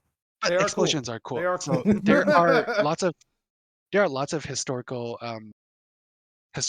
instances of explosive Chinese firearms. If you look back at like classical firearm manuals like the Huolongjing, you're going to find a lot of those. Like for example, one of the earliest firearms in Chinese history was the fire lance, which is basically a spear with like an explosive grenade launcher bit attached to the tip. Oh So my you like god. explode it That like sounds when amazing. enemies charge you, you explode them in the face and then you stab them. And rockets and explosive, like they even had like landmines during like the Mongol invasions. Like the Chinese used a lot of explosives. Damn, Um, all right. yeah, and if we take a look at the range units shown in the Cathayan trailer, they seem to be mostly inspired by Ming Dynasty armor designs, which make a lot of sense because that was the Ming Dynasty did use a good amount of ranged and firearms, and they did develop more into using like muskets and uh, like bullet weapons as well. So it does fit the aesthetic and historical reference, I believe. Yeah, something I also noticed that I think I personally really appreciate. I don't know how accurate it is, but I actually Mhm. really like that they seem to have put a lot of detail in showing that Cathay has developed a different form of Yeah, of gunpowder shot technology. technology. In that, Mhm. in the West, for the Empire, they have like flintlock firearms. So they Mhm. have the ones where they pull the trigger and the little thing kicks back to create a spark and it fires, and Mhm. they reload differently. In Cathay, all the thing we've seen, it's like bolt action. Like we see them shooting. They have these super long barreled guns. Like all of the black powder guns I've seen, like the actual like bullet shooters are long rifles Oh, for Cathay. the Giselles? They Yeah, had so like those Giselles with yeah, they have it, Giselles, which does line up with the older lore because we know the Skaven stole a substantial amount of their technology from Cathay. mhm. Like the Skaven Giselle is a design the Skaven took from somewhere in the east. So it seems they took Yeah. that from Cathay. And we also have seen the War Lanterns, which we'll talk about those in a minute. But there Mhm. are women up there that have guns, and in the trailer, I'll show a clip here just a second. Oh, wait, didn't Giselles come from Araby? Um, maybe They maybe in the they older lore, but they might have trans transposed that. I'm not sure. All right. the thing with that was, I think, old Arabic law they traded with Int, which may have gotten it from Cathay because things go missing. It's vague. Yeah. Yeah, so if y'all take a quick look at my stream here, the clip that I have pulled up is of the Cathay trailer, and we have this we have this lady here in the back right who's about to fire one of these super duper duper long barreled guns from the balloon, and she fires, and we actually see her do that bolt action reload, which makes it actually substantially different from anything that the Empire has, which I just think is a really cool way. I don't know if that's accurate. I don't know if that's like the way Chinese firearms tend There to are work. there are historical examples of similar designs. Let me actually we the guys in the Khuresh chat just sent me an example here. I'm sending it to you right now. So like Ah, there look are like at historical that. examples of similar designs. Yeah. Yeah, look, Giselles. One It's second. in the I'm group chat. getting no. I mean, I'm getting spammed by another one of those sex bots again. Oh yeah, Oh those my are fun. god. That So yeah, that's awesome. the Ming Dynasty, like they had like they had like shields like that, and like there were like weapon systems like that historically in Chinese history. So Awesome. Um, I guess that's a perfect jumping point to talk about I'm right now I'm calling them lantern war balloons. I don't think that's going to be their official name, but I have no idea what they're called. Yeah, those were very unexpected, at least for me. A very cool design, me but too. caught me off guard. Same. Uh, actually, let me. Okay, I did think of a flying unit for Cathay when I was doing my designs. Let me send my version to you now. My conception was more of a flying. Do you know junks, like Chinese junks? Hmm. Like that's what the English, that's what they call the traditional Chinese sailboats. So like mine was basically like a flying junk barge thing. I mean, I did obviously take some inspiration from like the Thunder Barge, but yeah, it was basically a flying junk. No flying The ships until the dwarfs get one, please. Yeah, Too late. Too the late. dwarf players would hit me. Yeah, so I based my designs off like the Zhenghe, like there were if you guys know, there was like a Ming Dynasty admiral that like sailed like really far, like all the way to like Africa or something with in like giant ships, and I sort of took that whole design and made it into like a big airship. So I mean, it So yeah, looks great. that was my personal conception of that. Yes. So yeah, the lanterns did take me off guard as well. Do you like them? Hate them? Okay, it's culturally they do look appropriate, but as a concept artist, I feel like they look a bit fragile slash clumsy because they are heavily based off like traditional Chinese lanterns, right? Chinese, we have these like wait, are they Kongmingdeng? Wait, let me check if I'm talking about the right type of lantern. So okay, so do you guys play Free Kingdoms? Mhm. Yep. Yeah. So do you guys know Zhuge Liang, right? Y- Yeah, yeah. So like he was purported to invent like flying lanterns, which are they fly based off hot air, obviously, and they just like candles burning in them. So I mean, they're not particularly complex, but like China has like a long history of having like actual flying lanterns. But all these lanterns are built out of paper, and like sometimes they use like bamboo sticks or like wood frames, but mm, they are traditionally pretty fragile because they are built out of paper. So Yeah. to me, like when I saw them, I was like, this is a cool design. But like when I saw them starting being used in the battle, right? At first, when I saw them, I thought they were going to be like background sort of like assets, and then I saw them being used up close in battle, and I was like, those look a bit too fragile to be in combat, don't they? Like if you just like puncture it once, you probably would go down. So Yeah. it looked cool. I do like them a lot, but, like, I just feel like they look a little bit clumsy and fragile, which could be what they're going for, That to be I fair. mean, presumably they're made out of like some fantasy paper that's tougher than steel or some nonsense. Yeah, well, yeah. the thing is, in real life, we have used like war balloons and zeppelins and stuff, which to me make no sense whatsoever because I look at them and like, why? I I'll mean just throw something at it and it'll break. they were used in, like, what, World War One when, Yeah, like, World War there One we had wasn't war reliable balloons. air support. Mm, So, I mean, like, you didn't have as many planes, so they wouldn't go down as regular, I Yeah, guess. it is kind of funny to be like, ah, yes, we're going up against the most flying air superiority demonic race in existence. What are we using? And Lanterns, also, paper. they have flamers. They literally have flamers. Yeah, it, so it's it'll be it's interesting to see kind of the maybe. I'm curious if there is going to be any lore behind it, or if they're just going to be like, it's fancy. Shut up. Yeah, like they do look cool. I mean, we get that they're in lore though.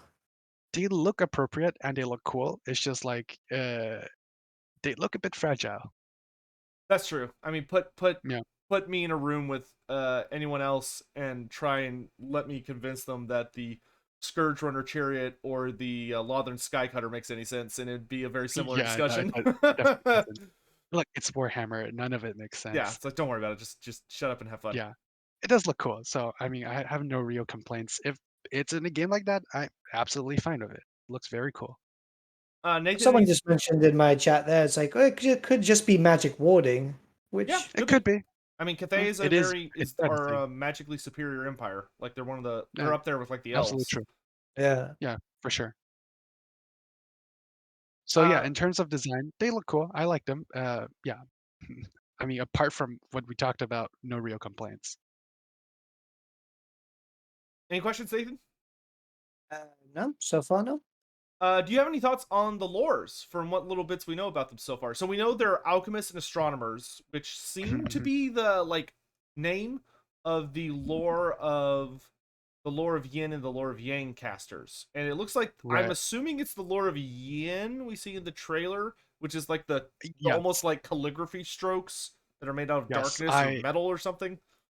That is what I would assume as well, because I'm sure you guys have like done a little bit of your own research. So yin and yang are the light and the dark, right? So yin is the dark, and yang is the light. So if you're taking those as like magic visuals, yeah, yin is probably the one that's gonna look dark and metallic. Yang is probably gonna be like all flashy and like explosive and glowy.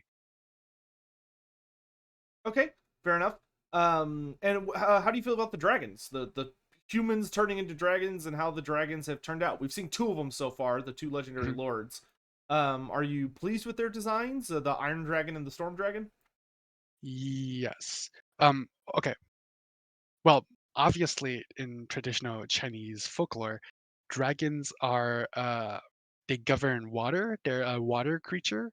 So the fire dragon is like if you're going from like a traditional perspective, it's like a little bit, are you sure you can do that? But you know, it is Warhammer, so it is like you have to make concessions for it.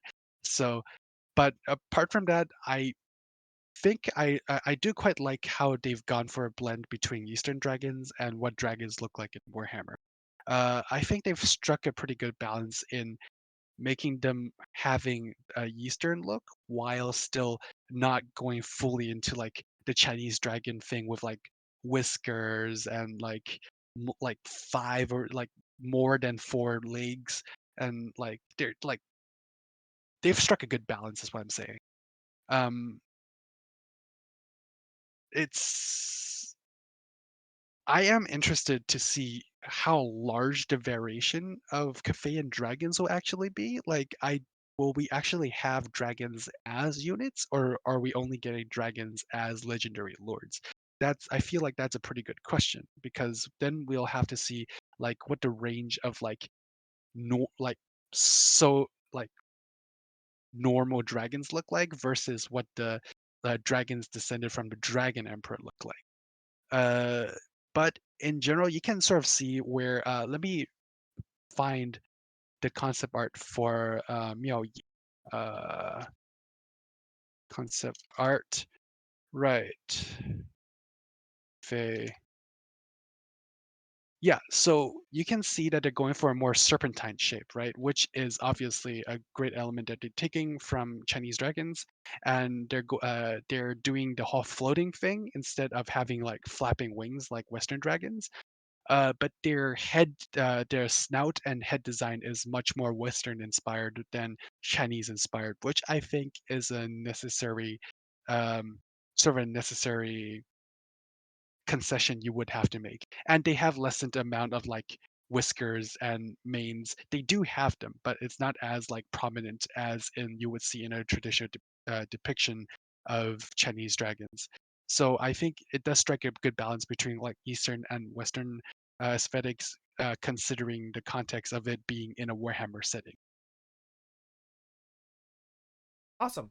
And something I saw on Reddit that I was curious if you had an opinion on. So apparently in Chinese mythology, or at least at some point, there were like four big guardians or Oh, creatures. auspicious beasts or whatever they're called. Yeah, Uh, and there's a theory going around that the legendary lords of Cathay, or at least like the big dragons that we'll see in the game, are based on this because of the coloration of Miao Ying and Zhao Ming, or mhm. in that they seem to line up with that. Right. It's they're called the 四象 or 四神兽. So like the four auspicious beasts or the four symbols. So they're basically they have multiple cultural connotations, like a lot of things in Chinese folklore does. So basically, you know, like you guys know, they are four different beasts, and they have like they represent the four different directions. But they also have like other cultural connotations, including the four seasons, and like they have like different temperaments, and they have like different symbology behind them, and uh, different elements. So, like I said, there are five traditional Chinese elements. So each of them represent four elements, and there is actually a fifth beast, which is sort of like, which is like the yellow dragon, which is like in the center of the four beasts. That is sort of like he makes things go round, right? So each of them represent a different Chinese element as well. And I think that it would be a yeah, like considering what we've seen so far, it does completely make sense that they would at least use the colors, I think, as sort of the symbology uh, to symbolize each of the dragons if they go for like 4 dragons in each direction. Um, and it does make sense if you look at it from a symbology angle, because, for example, Miao Ying right now in the north is black, right? And Yeah. and her direction would be the black tortoise. Um, and the black tortoises, uh, the theme around it is that it's like winter and it's abiding, and it's sort of like a protective uh, long living, abiding sort of like symbol. And yeah, like if you look at her role in terms of protecting Cathay, that does seem to suit her. So yeah, I think it's a good interpretation of how they might be theming each dragon if they do eventually look at all 4 different directions. Well, it's likely we will because we've got the northern and the western, and it just makes no sense not to add in an eventual southern and eastern. Ah, here is where some of the stuff we've talked about with my other collaborators on the Khuresh project come into play. So we were discussing like what they could do of the other directions.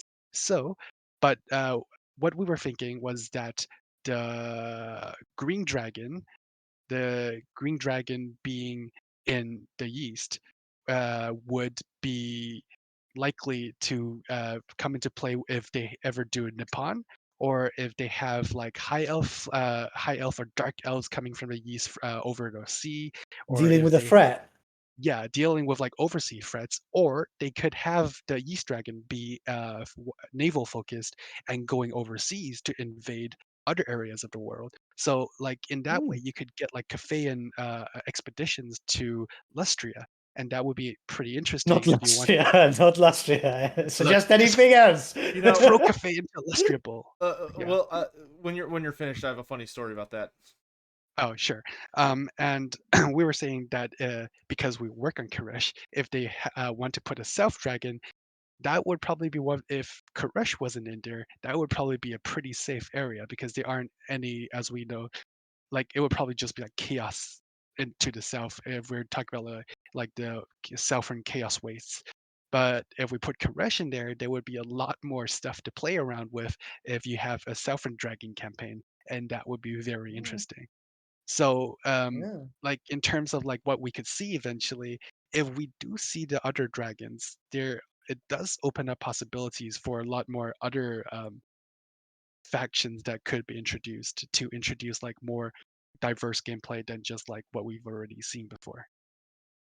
So, the funny story I wanted to mention is that actually, if you go back to fifth edition, there was an incident where Oh, where they Cathay, got blown to yeah, yeah, they got they blown had a off really course. bad time in Lustria. Yeah. They Yeah. were, Weren't they originally going for the Southlands and yeah, they then they were. got So blown it was really when off? Cathay discovered that the world was they knew Cathay knew the world was round. They did Mhm, not know that there was another set of continents between them and the Southlands. They hadn't discovered mhm. Lustria yet because they just thought they were the same. Because they're like, oh, jungles with dinosaurs. So, which understandable. So, when you can't see from space. So the Emperor sent an invasion to the west and an invasion to the east to land on both sides of the Southlands so they could meet in the center and conquer the continent. But of course, the invasion that went to the Southlands got utterly obliterated because the Slans saw them coming and were like hurricane. Um, and the force that went to Lustria made it to Lustria, but they were on a continent and they were fighting their way towards the center to meet up with their allies, who of course weren't there. And they Yeah, I realized read about during that. the invasion it was a different continent. They were like, "Ah, shit." One guy made it Well, home. One yeah, guy. I heard that guy is a badass. Yeah, he is. The emperor was so pleased with him. I believe he served the rest of his life. Yeah, I probably won't pronounce it right, but it was Yin Tuan was the guy who Let survived. me look. Let me look that up. I haven't. I mean, they probably don't have like actual Chinese characters for it, so I guess you Oh, can. Games You can say Workshop, whatever you no. want. No, not back They then. actually they actually did a pretty good job translating like the names they have for like the Chaos Gods and the the Cathay and Dragon characters that they have so far into Chinese though. Not bad. Oh yeah, do their names like correlate to any historical figure? Do they mean something special? The legendary They do lords? mean something. Well, okay, they don't correlate to historical figures, but they do make sense for who they are. Let me look up. Wait, let me check what. So number one, who you like Miao Ying is what it translates to is like mystical slash miraculous shadow. Ooh. So it does fit her look. Uh, and then Wait, wait, you're let telling me it doesn't translate to MILF? You're telling Come on. oh, Come I'm on. sorry. I'm sorry. All right. I'm not gonna say It's that. sorry. It's a stupid joke. I'm I done. I'm sorry. yeah. And then Zhao Ming literally means like shining bright. Like so Oh, it right, fits yeah. with him being a fire dragon. So like that's not a bad interpretation of the Chinese character. Awesome. Man, I'm so Uh curious about his madness. I really hope that I he's like really like the look of the I character. really want him to be a little unhinged because that just sounds oh like a lot yeah. of fun. No, and his character design looks like it would play pretty well if he was unhinged. Like have you seen those eyebrows? He's pretty crazy. Well, Yeah. it's not just that, right? Like, because obviously we know in lore that we've got like Cathay has jade and stuff, but he's got that gem on his forehead, and I'm just thinking, is that Oh yeah. warpstone? Or Oh, is it I didn't even think of that. or He's is it got like Jade? that would be hilarious if he thought the warp stone was jade and he just had this like Oh no. he just had this like mind poisoning gem right there. Wow. That would be Pretty terrible, cool. but also hilarious. It would explain a lot. It would. And it would also make him even a bigger badass that like it's only kind of driving him insane instead of just totally off the deep end. I mean, he is a descendant of the Dragon Emperor. Hmm. But do they know what? Yeah, there's no way Cathay does not know what Warpstone is. Cathay has been around a long time. Oh, there's a And desert. they dealt with Skaven before. Yeah, they have. Cathay has boogied with them. I will say I'm glad. I'm gonna keep us pressing forward. So, based on things we talked about, one thing is with your mention of the yellow dragon makes me really think and kind of hope that the celestial dragon emperor himself will be either yellow or gold. I presume. Honestly, probably because if you look at so basically, gold dragons were the symbol of the emperor and the imperial family. Like Okay, so that only seems like a given. Okay. yeah, only the emperor was allowed to use like the symbol of the dragon and the golden dragon specific. Yeah. So do y'all think that the other two dragons, presuming they're there and alive, will be? Do y'all think they'll be like the DLC characters, or do you think they're gonna like have them there as like regular characters that you can confederate and then have the DLC? Because like we know everybody and their mother wants the Monkey King. A lot of people Yes. really want the Monkey King. Yeah. Definitely. But he's probably not a guardian of the East or South. He's probably going to be No. causing a ruckus because that's his whole thing. Mhm. um, Probably. so do y'all have any thoughts on how they might handle the other two cardinal directions? Um, Because I'm I almost thinking personally, they'll be like unique yes, models, but not y- legendary lords. that is also what I'm leaning towards because if you keep releasing legendary lords, I mean, everybody loves dragons and hot dragons, obviously, but if you just keep releasing more dragons as the DLC characters for Cathay, it could get stale for a good amount of people. Personally, I am leaning towards them being like unique models, but not necessarily playable legendary lords. And then them trying to go for like a more diverse themes in terms of Cathayan characters for the DLC characters that you have to pay for. I don't know, man, because the thing is, the dragons are cool, and people are going to want them anyway. Yes. I Cool factor is a big thing. Yeah, I will argue though, bears were cool too. And a lot of people feel they jumped the sharks with the bears.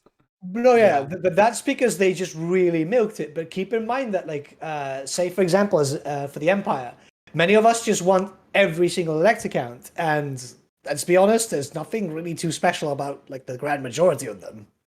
Yeah, but like, I what are your mean, other true. options, right? Like, your other I mean, options are but like then wizard. I mean, yeah, they're the Empire. I mean, like Cathay is like way more high magic than the Empire, so you can go more I wild with Cathay. Yeah, I think for me, like, I really hope Cathay gets at least one legendary lord who is a human, like just a guy who has Mhm. like a really interesting position, just to Mm. give them that option. And then of Right. course you got Challenge the So from the Monkey King. we We campaign. were gotta get the so Monkey we were King. so over in the Khuresh group, we were discussing this as well earlier, and we had a few ideas for different legendary lords that you could do with based off Chinese mythology and Chinese history. And one idea that I personally came up with and that I personally like would be so we have seen mentions of celestial dragon monks, but we have not seen them revealed yet. So if we don't get them on release, personally, I think it could be cool because obviously the Dragon Emperor won't be playable. But then that means that the middle of Cathay would not technically have a playable faction if we don't have a legendary lord in there. So my idea for that was that you Ah. could have abbot of the celestial dragon monks, right? Sort of like do like a Shaolin sort of like military or order of monks, and then you have like their abbot heading up like the order of monks and like maybe overseeing like the central cafe and security or whatever for like in the name of the dragon emperor, and he could be in the middle as a normal human, but also having power as like a disciple of the dragon. That would be That could be, super So cool. an yeah, and administrator in a sense. yeah, administrator and religious sort, like religious Yeah, but also leader, I like guess, literally spiritual leader. like the Kung Fu master. Yes, exactly, Or and it would Shaolin. and we can that allows Games Workshop and CA to bring in a lot of like the kung fu and monk stuff that could be really fun. For example, the Shaolin Temple has like these like mythological like fighters, like the 18 bronze men are like a cultural cultural thing that is associated with the Shaolin Temple, and it could be super cool to have like bronze monk warriors fighting for the temple. That actually sounds really cool. Yeah, I'm Brass, I'm brass knucks, not bronze. Sorry, my bad. I'm very excited for, because we have to get the Celestial Dragon Monks at some point, because they're like one of the Mhm. only things that Games Workshop was good about actually establishing from Cathay. And And they're kung fu monks. Who doesn't want kung fu yeah, monk? we gotta have Kung Fu. And then Just hopefully the Monkey King will show up with like, I don't know much about like what bestial creatures exist in Chinese mythology. I'm sure there are many, but There's a lot. the Sung Wukong. I am assuming they would just call him Sung Wukong, because some characters in fantasy That have might. direct rips of I names. mean, yes, but that is also a little obvious. I mean, Do you think they should spice it up? Because like for Kostalton is literally just Rasputin. They just changed yeah, a few letters, but they kept, I don't know the word for it, but like the way a word sounds when you pronounce it, they kept it right. No, similar enough to I Rasputin get that you. it's identifiable. I mean, yeah, you immediately see it. It's like, oh, it's Rasputin. Obviously, everybody knows it. But like, Sun Wukong is literally his name. I mean, they must mix it up a little. I mean, I am okay with it either way, personally. But uh, I would there's go for it. Someone in chat there's said, the one Song Kong. Oh my god, there's the whole thing with Games Workshop when it came to anything for Warhammer Fantasy. Is they're not creative. they're not very good. Look, it's literally called cafe. I'm gonna point out like Hong Kong's like whenever I try to search for like cafe and stuff, like Hong Kong's biggest airline company is called Cathay Pacific. So Yeah, well, come on, that Nippon is the Japan equivalent. Like they Japan. really tried with that one. Oh yeah, and Araby and Ind. Yeah, I wonder where those are. Yeah, but It's the case that it was actually designed originally to be a historical game. Mhm. yeah, but like sometimes they tried, and sometimes not so much. But but it'll be interesting to see what they do with Sun Wukong, because they don't tend to do an exact one-to-one, where it's No, like, it's not Martin Luther, it's Luther Huss. It's not Christopher Columbus, it's Marco Colombo. Colombo. Like Yeah, so it's there's it, it's probably going to twist it a bit. recognizable, but it's a little different. But on the Colombo is other hand, actually the real name, not Columbus. yeah. But on the other hand, if you just go like the Monkey King, it is sort of vague enough that you could get away without changing much as like a sort of a title instead of like a direct name. True. Oh yeah, yeah. Instead of Julius Caesar, we got Curious Geezer, which was awful. That was so Oh no, bad. I think it's wonderful. Um, but okay, great. Is there anything else we haven't really talked about with Cathay? Do you want to keep talking about like potential other legendary lords because we had Yes, like yes, other ideas please. as If well. you have any thoughts on that, we'd So love to hear them. yeah, go for it. Yeah. So like we mentioned, like I mentioned, there was like that Ming Dynasty admiral that sailed all the way across the world, called Zheng He, and that could make for a very interesting sort of like um, naval based Cathayan expedition to the Southlands instead of Lestria from like the other way around. So like because historically he went like across down across the coastline of like Asia all the way like just like following the coastline all the way over to Africa. So like he would probably be going to the Southlands instead of Lestria. So if you want to have like overseas Cathayan factions, that could definitely be an interesting thing to go for. So like sort of like an That would be super emissary cool. like sort of like emissary trying to like bring gifts and like make diplomatic connections with like the people in the Southlands. Well, probably the Tomb King, honestly, and Araby if they ever make it in, They something like better. that. They better. Yeah. Leave. Believe. um, So yeah, that could definitely be an interesting start position for Cathayan Lord. okay, Other so we've ideas we got have admiral that travels the world. We've mhm, got the leader of the the monks, monks, and the we've dragon got the monks, Monkey King so far. Monkey King so far. Another idea we have is, do you know about the China's Pirate Queen? I have heard of her. She Yeah, she got really popular in in America. There was a thing that happened that she got super popular yeah, for a it's like hot minute. the internet thing. Yeah, memes and whatever. So, yeah, like having like a Pirate Queen faction could also potentially be really fun. So like just having like marauding across the coastlines, fighting like various elves. Like if Nippon makes it in, then they could also invade Nippon. You That could know, be fun. she actually could make a really good opponent if we ever got Sea Lord Iceland, of like this Cathayan Ah, pirate queen going up against the admiral of the High Elf fleet, the mhm, Sea Lord, because those two would have beef. They would have big beef. for sure. Mm. That would be really interesting to play with. Another idea that we have are the vampires. So in like they've hinted that like there is like there's like old non-canon lore about like jade vampires, and then there's like rumors that like the one of the I forget exactly which, but there was like one of the vampires from uh So the yeah, one of the original vampires. There were seven.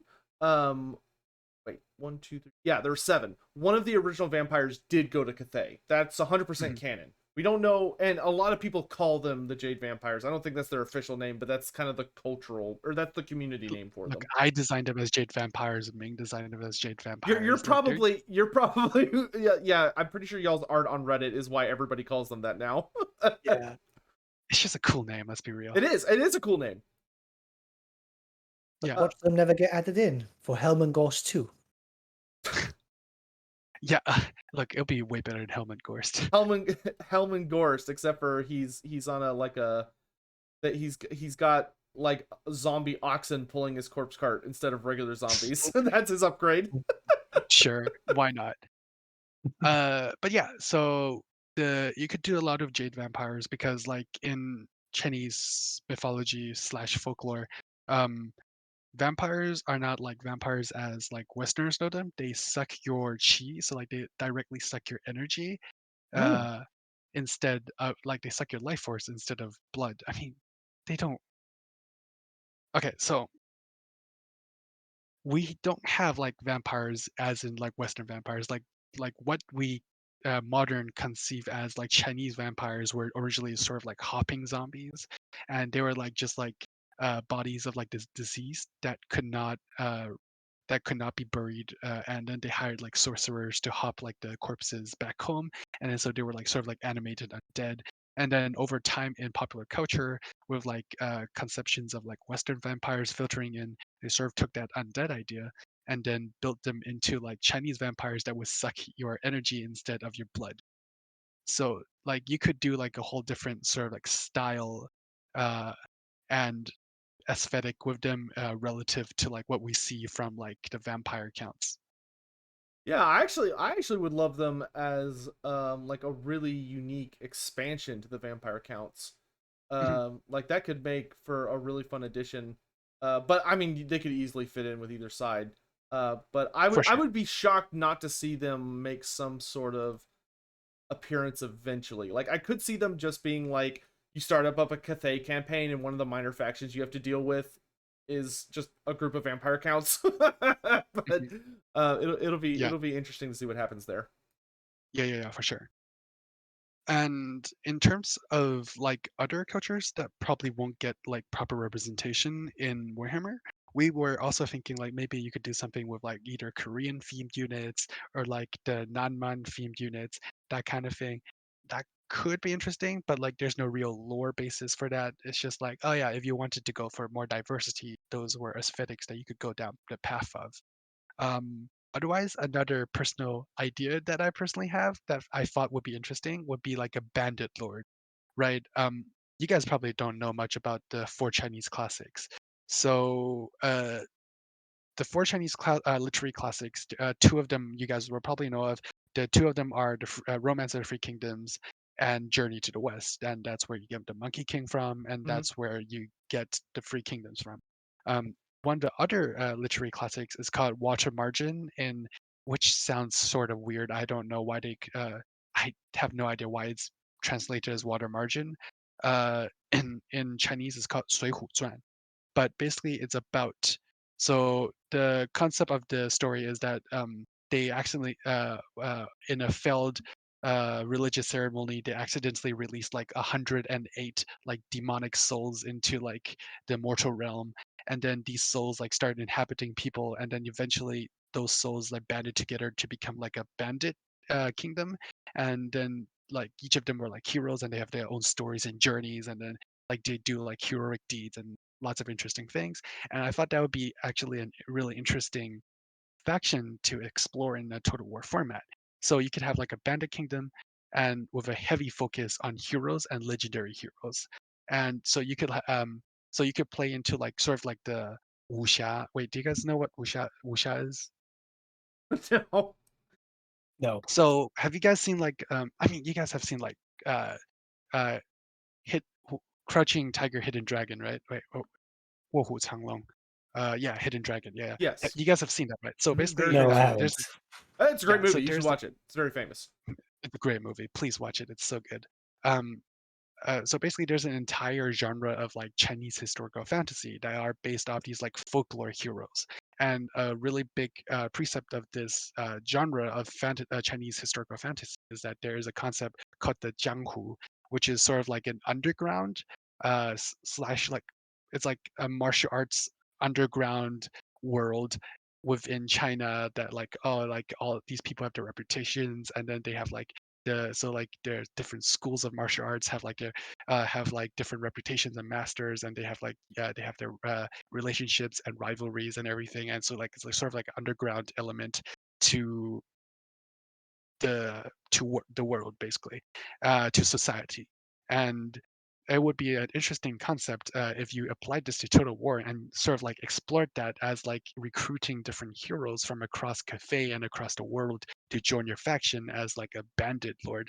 And like you could like sort of like expand and like fight like authorities and try to take over it. I just think that would be really interesting as a personal, like my personal, I personally I think that'd be super cool. That sounds a lot like Dogs of War, though, in a sense. Well, except for Mm, they're I mean, it's individuals not as opposed to like mercenaries. units. Yeah. Yeah, So it would be kind of like the Dogs of War, but instead it's like it's all these different famous heroes you're individual trying to units. acquire, Yeah, as opposed yeah, to like units that represent different cultures and different ideas. So like yeah. similar I, but different enough. yeah, different enough. Well, that's awesome. So Like yeah, I really love that. like Cathay just has so much cool shit they can draw upon. It's not, yeah. Oh, Someone in chat said kind of like a Marcus Wolfart campaign, but probably yes. less like laser focused development on the characters and more just a lot more Would be characters to like go after. in my mind, it would be like you would also have to mix in some like relationship mechanics of like different schools of like martial artists or like other bandits within like the underground. It's like you have maybe mix in some like the high elf like influence stuff, and you can mix in like different elements into that to like spice it up a little bit more. Hmm. And those are some awesome ideas. I would genuinely love to, like, the only thing I feel like they haven't shown off that I need is like a lot more of the kung fu stuff Mhm. with the dragon monks and stuff, and I gotta have a Monkey King at some point. But after that, like, go crazy. I'm pretty sure the Monkey King is like 100% confirmed to eventually come down. Like that's definitely coming. Yeah, There's no doubt. especially just because we know he exists in the Warhammer Yeah, universe. exactly. Though I heavily suspect that much like a lot of Cathay, when he does come out, his lore will probably be substantially different than his old version. Because his old Probably version, because he was much more of like a genuine villain. and he Than was dealing with like Skaven, yeah, and he was like a there's Skaven ally, which I probably mean, is I not see no problem with that, but like if there's one thing I'm really glad they did not do. My biggest fear with Cathay was that they were going to keep them closer to their older lore, which was that Mhm. Cathay's older lore was much more of like it was a human kingdom, but it had a lot of what are considered evil races running, like pulling a lot of strings in the background. So like Zinch was basically like a acknowledged part of the culture. Like Zinch had cabals in Cathay that like wielded a lot of authority and power, and they were just like it was almost like you couldn't tell if Cathay was a Zinchian empire or if they were an order empire that just fought with chaos, but like Zinch was like heavily involved. There was a lot of Skaven stuff in there. I am glad that they kind of pulled back from that and have allowed Cathay to just be a human and dragon nation that is an order faction. Like they are extremely opposed to Zinch as opposed to pawns in Makes sense. the scheme of things. Yeah, I am glad that happened as well. Like I know Because some people wanted it. Like I knew quite a few people that wanted like a Zinchian character as part of Cathay, and I'm really glad we did not go that route. yeah, see, me too. I like the idea of having a because they did mention a former Zinchian Cathayan character in when they first started hinting towards Games Workshop Cathay. did, yeah. Yeah. And I like the idea of having that because that means that you can have an evil character. Like we have had an evil character for the Empire, and we have had multiple evil characters for Bretonia because fuck knows what the hell's happening in there. Fraternity has problems. But like, I like the idea of that because then you have the contrast of it. Because if it's anything that is very obvious in Warhammer, it's when the human faction is introduced. We're still human and we're very susceptible to corruption. Yeah, like don't get me wrong, I'm totally fine with if you're playing a Cathay campaign, like you get events where like, hey, a Zinchian cult's been discovered, and you've got to like, and like an army pops up and you got to go kill them, or I mean, that's like just how chaos works, yeah, so that's just you how should chaos have. works. The thing I did not want was like one of your big playable legendary lords is a genuine Zinchian cultist. I That is don't the like thing I that did either. not want. Like if you're gonna have like a Zinchian mortal, then it should be a famous Zinch character who is, you know, invading or doing shenanigans elsewhere. It should not be a Cathay character who is Nope. also a Zinch villain. Like See, Yeah, if we want like an Archon the Black type Cathayan character, so like a Cathayan character who is not necessarily sympathetic to Cathay but uses a lot of the same units and all that stuff, I think we'd have a much easier time with like the Pirate Queen or a mhm, Bandit King or even like the Monkey King. The Monkey King is typically a very bombastic individual who's not necessarily the most reliable ally. Seeing as I mhm. think in the original story they had to force him to cooperate with that thing he wears. So well, like I don't know. Yeah, Like, I'd see the Monkey King as kind of like a weird, anti-hero. neutral. Yeah, yeah. Like, very neutral in a sense. Well, Like, he starts out as absolute chaotic neutral, right? He does basically whatever the hell he wants, regardless of what heaven or mortals want. hmm. And then Buddha saddles him with like a Buddhist master and basically tries to teach him morals. And at the end of the story, he learns to be a better version of himself. Hmm. Like, I would love to see them repeat that dynamic, but it's the Celestial Dragon Emperor having to deal with Sun Wukong, because I think there could actually be some really funny shit happening. Like Not the even a Jade Emperor could stop the Monkey King in Journey to the West. I really hope Sun Wukong is just like doesn't have like obviously he would probably have some cool abilities for illusions and stuff, because I believe he was really big into illusion type, like Uh, we would call have, it magic, but have you guys seen the trailers for Black Myth Wukong? no. I will send it to you later, but basically there's like a Chinese indie studio. They're making like a really, really good looking uh game based on the Monkey King Ooh, and Journey to the West, and it looks absolutely amazing. Like even link from it, a AAA perspective, link it it. looks great. I'll link it to you in a bit. But so part of the mechanic in that game that they've showed off is that so if I'm remembering right, Sun Wukong has bosses or piano or something like that. He has like a ton of transformations. I don't remember exactly how many transformations, but he can shapeshift like a ton. Like he has like a multiple forms and he can turn himself big and small and he can turn to different objects or creatures. So he is like a full blown shapeshifter. So it's not like it's not that he like uses magic. He's not like a wizard per se, but he can change his Yeah. Well, body and shapeshift. like I said, Chinese magic is more about inner energy than Mm. like casting spells. So in the Chinese magic sense, he is magic. I mean, he does a lot of like su, which are which I guess like the closest translation would be spells. So like he has like different like abilities. Like for example, he can like pull his hairs and turn them into clones of him, and that's where Naruto gets it. What? Yeah, What? yeah. Yeah, that's where Naruto gets like his clone jutsu, whatever thing.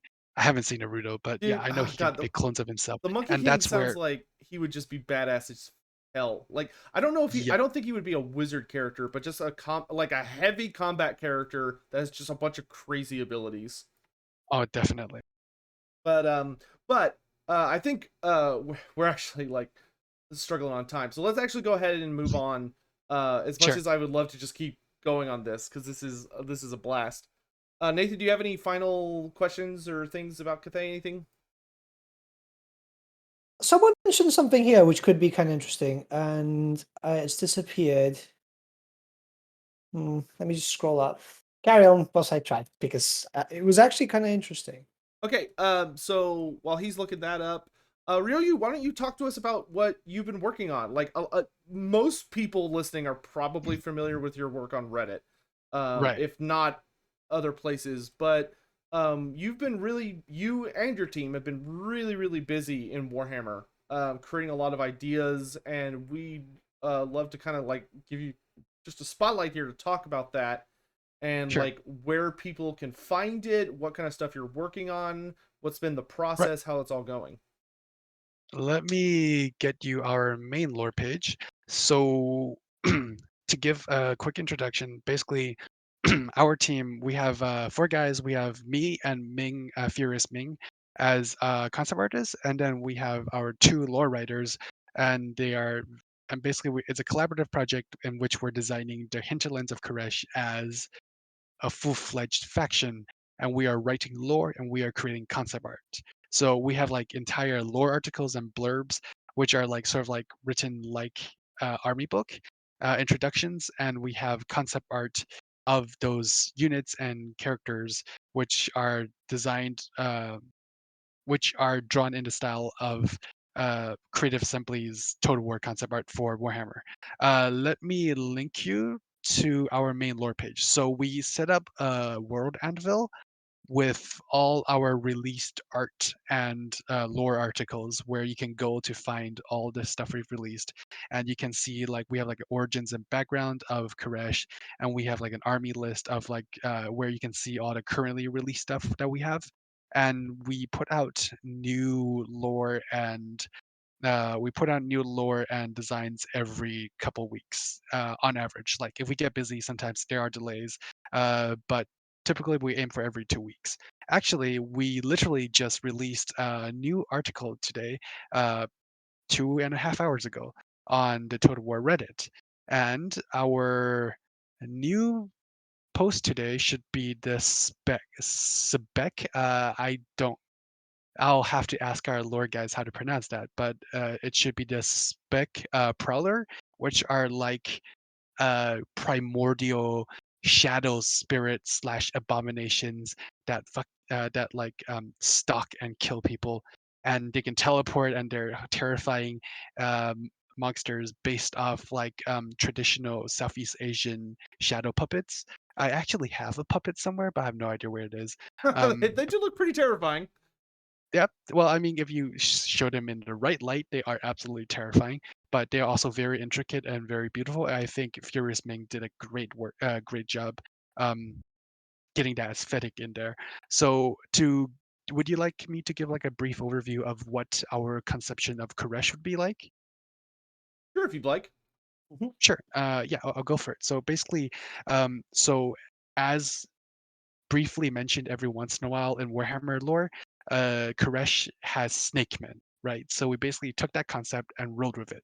Uh, so in our lore, the Naga and snakemen of Khuresh are older creations of the old ones. So they were made after, I believe, after the lizardmen as another supplemental Ooh. race to help to like assist them in their scientific and experimental endeavors.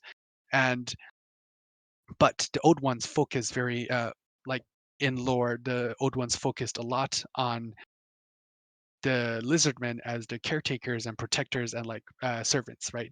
So the snakemen and Naga essentially felt neglected and forgotten by the old ones, so they grew resentful, and basically that sort of twisted them into these like monsters that have like a thirst for scientific knowledge and like promoting their own well-being before all others because they didn't get attention that they wanted, so now they're gonna take over, and they're evil.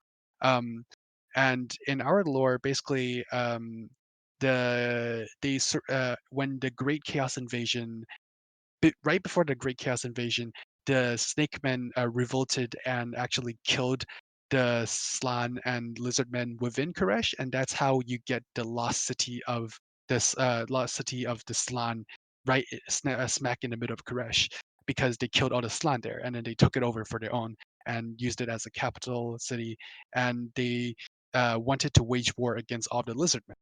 And right before the Chaos Invasion started, the Lizardmen were mustering the armies in order to invade Khuresh and take it back for the Old Ones. But unfortunately, the Great Chaos Invasion happened, and it screwed everything up. And basically, the lizard men were really busy dealing with demons. So uh, meanwhile the Naga and the Snake Men were left to deal with sort of like their own civilization and own culture, while like all the insanity that chaos is bringing happened around them, and they made like pacts with like the chaos gods. While they didn't pledge themselves to chaos gods, they made pacts with demons and like delved into like dark magic and started experimenting on mortals and doing twisted experiments and magic in order to like both to survive and to like elevate their position and power. And basically that's where our Naga come from, right? So Oh, dude, in the current look at that. like our current lore, the they've become these twisted monsters that basically treat all other races like cattle and fodder for them as experiments or slaves, and they are heavily focused on like recreate on each different sect of Naga have like their great question that they have like instead of like the great plan that the lizardmen have to uncover, they have the great experiment. But none of the sects can agree on what the great experiment is, so they all have like their own ideas of what they want to do and how they want to research and develop their cultures and their technology and their They have an magic. evil And salamander. so that's how you can get like differing factions and differing ethos in the different Naga factions. And they're basically evil Ugh. slave experimenters now. And we think that's a really fun thing to do. Yeah, I've Oh, been. Lost City of the Old Ones, not the Lost City of Slan. Sorry, my bad. You're all good. I've Yeah. been showing off the all of the designs and stuff as we've been working, listening to you, and I really really love the designs. Like there's just so much cool stuff to look at, and y'all have taken a really interesting direction with it. Mhm. There's I almost want to describe them as something that I thought was really clever about the way y'all decided to go with it is they almost they share a lot of similarities with the Chaos Dwarfs, but they come off very much as a more um biological and like mutating the natural world and Yes, like that is. customizing the natural world as opposed to like mechanics and Yeah. industry like the Chaos Dwarfs do. Yes, that's a very heavy theme with them. Basically, they, like I said, they see everything in the world as like their playthings, so they want to twist what the old ones left and make it their own Ew. through like vile science and like dark magics and just like twist Oh my whatever they see in the god. natural world into fitting into their vision and to serve their purposes. Man, I would not want to fight the higher specs, my lord. No, That thing is nasty. no. Like literally, like I believe in the lore that they can drive people insane, like just by like looking or being near them. Ah, they've got Jabberslith condition. Yes. Also, they can live basically indefinitely, and older they are, the larger they are. So like elder haruspecs are like the size of like giants. Hmm. Amazing. So very unpleasant. Well, thank you very much for sharing this with us. I will make sure that Of course. this, along with all of your other, is there any other projects you've been working on outside of Khuresh? Are you asking about my personal projects? I am. I'm working on a few things. I mean, if you guys, any of you guys know my Warhammer 40K work, I am currently writing up the scripts and developing the next season of Big Brothers. So hoping, I love that series. It is so uh, damn funny. yeah, I'm hoping to bring the. We should be airing the next season in a month or two. Yeah, so before the year ends, we will start airing the next season. Other from that, I have like a few personal projects. I have like my own setting that I'm working on. That's like I'm playing with like fantasy tropes, and it's like also writing my D&D campaign in it. So I'm basically world building as I DM Oh, for my that's awesome. friends. Yeah, yeah, and I basically took like a bunch of like the D&D races and then like switched them around and played with them. So like for example, like I have instead of dragonborn, I have like Maori lizard people, and they hunt and then they do like tattoos on their scales and they hunt monsters. And then my dwarves are like themed Chinese and Tibetan, and then like they have like and they have like terracotta golems because of course they do. And then like I have like Egyptian elves with like giant flying cities, and I'm That basically sounds messing with badass, like dude. sci-fi and fantasy tropes, and I'm hoping to do a bunch of like character designs for that later. I'm working on like some like 3D environment designs right now. Apart from that, a lot of general things. I always have so many settings and world building projects going on at once. It's sort of hard to cover them all. Well, awesome. Sounds like you're staying busy. Yeah, I mean, while I apply for studios, better work on my portfolio. Well, why not? Yeah. Yeah. Yeah, I'm so excited for the next season of Big Brothers. I'm so glad that's coming up. Uh, I know yeah, they it'll be. probably wouldn't let you do it, but I'm still in my fan fiction in my head. Kari becomes the first female space marine. Like, she's such a badass, I dude. I have ideas and plans for subsequent series regarding Terry. So we will see where that goes and if they will approve my ideas. I hope they do. It's awesome. Mm. All right. So, Nathan, did you find that thing you were looking for? Fortunately not. No. I had like an attack of more sex bots, so unfortunately I had to deal with that. You're just it's just your natural musk, dude. They just can't help resist it. It's the Slaneshi charm. YouTube streaming never change. It's the Slaneshi charm. They knew I was painting up a Slaneshi Lord. They know about the tattoo. All right, and so the last thing to talk about today, which we're just sort of going to announce it. We're not going to get super duper in depth with it because I haven't really, unfortunately, I haven't had the time to dive into it. I might speak more about it next week. Is Mm. that for those unaware, the developers behind Warhammer Online Return of Reckoning, which is the private server for Warhammer Online, have actually released their first like massive addition to the game, which is that Karazakarak, the capital city of the dwarfs, and Karak Eight Peaks, which is the capital and staging ground for the Greenskins in that in the Warhammer Online timeline, are in the game. They've officially been added, and you can actually go to those places, explore them, visit them. To my understanding, there's like a lot of interesting things to do. Um, they just released it yesterday, so this is super new information. But if you have not downloaded that game and you're not playing it, I don't know what you're doing with your time, but you're spending it poorly. You should go check it out. Um, there are instructions. They have a YouTube video up. If you go Google the Return of Reckoning YouTube channel, it's their most recent video that Mhm. you can watch and see all that stuff. But it's very exciting news, and that's a massive accomplishment for them. To that those cities were things that were promised to us by the original devs. And as we got closer to release, they realized they couldn't do it because there was supposed to be a capital city for every single race, not just the Empire and Chaos.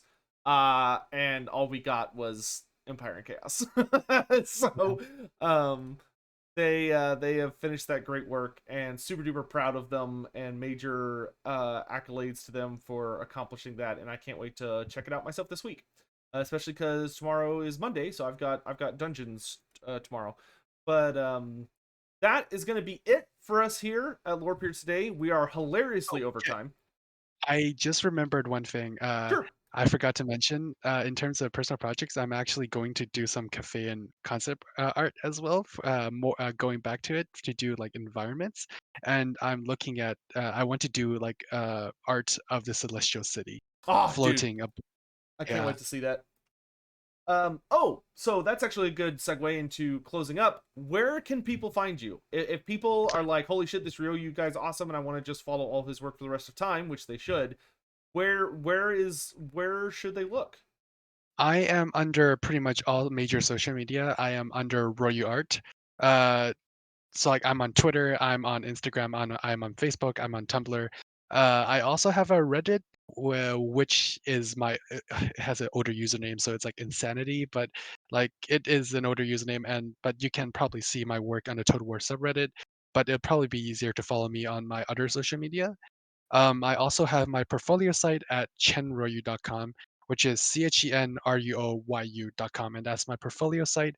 Otherwise, like if you just like look, like if you just Google Royu, I will pop up. Like I am possibly the most famous Royu in the world right now. An important accolade. Yes.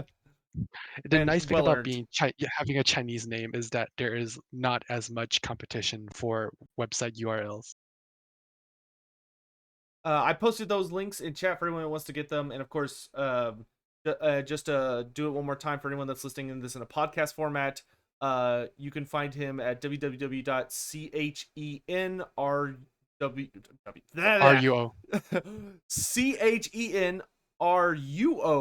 chenruoyu.com.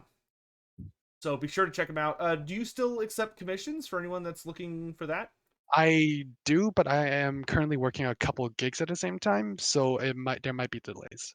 Okay, so for anyone that if you haven't seen, he's actually on a commission for me. He's amazing to work with. I'm the Quake piece turned out absolutely incredible, so I cannot recommend anyone better. Genuinely, if someone just is like, I want a ridiculous, super sexy piece of something, that's a great person to go to. I'm just Nathan, glad you like it. uh, yeah, and one day, one day I'll use that art for its intended purpose. Uh, um, actually, I guess we'll finish up. Rio, you any closing thoughts or things as we're signing off here? I think we covered pretty much everything. Great, and thank you so much for coming by. By the way, Of course, no um, problem. I know all Happy to three of be us here. are in wildly different time zones, so Yeah. we Yeah, really it's really appreciate. 2:47 a.m. right now, Yeah, we and really I'm appreciate probably you. disturbing my family. We really appreciate you coming by, to Of answer all of course, our stupid Western questions and help us get keyed into what's going on. of course, Um, no problem. Nathan, any closing things or things you're up to that you want people to know about as we're signing off? No, thinking good. Okay. I'm like an hour late for the gym. Oh, sorry, dude. Thanks for having me on. Once again, I'm Loremaster of Sotek. Nathan, Great Book of Grudges, Ryo, you can find at those places. Thank you all so much for coming by. We will be back next week on hopefully Sunday, maybe at the regular time. There is some stuff me and Nathan for Lorebeards may have to deal with, Yeah. that could cause complications, but keep an eye on Twitter for us. And for Lorebeards, keep in mind that is the topic is units. Hmm. So and it paint a whole unit. Like you don't if you get just one guy done in 2 weeks, that's fine too. But Yeah. try and get a squad. So As long as it's like a troop, you're fine. yeah, and make sure those are submitted on Twitter under #Lorebeards. And that's going to be it for us. Thank you all so much for watching, and we'll see you guys next time. Thanks for watching. Bye.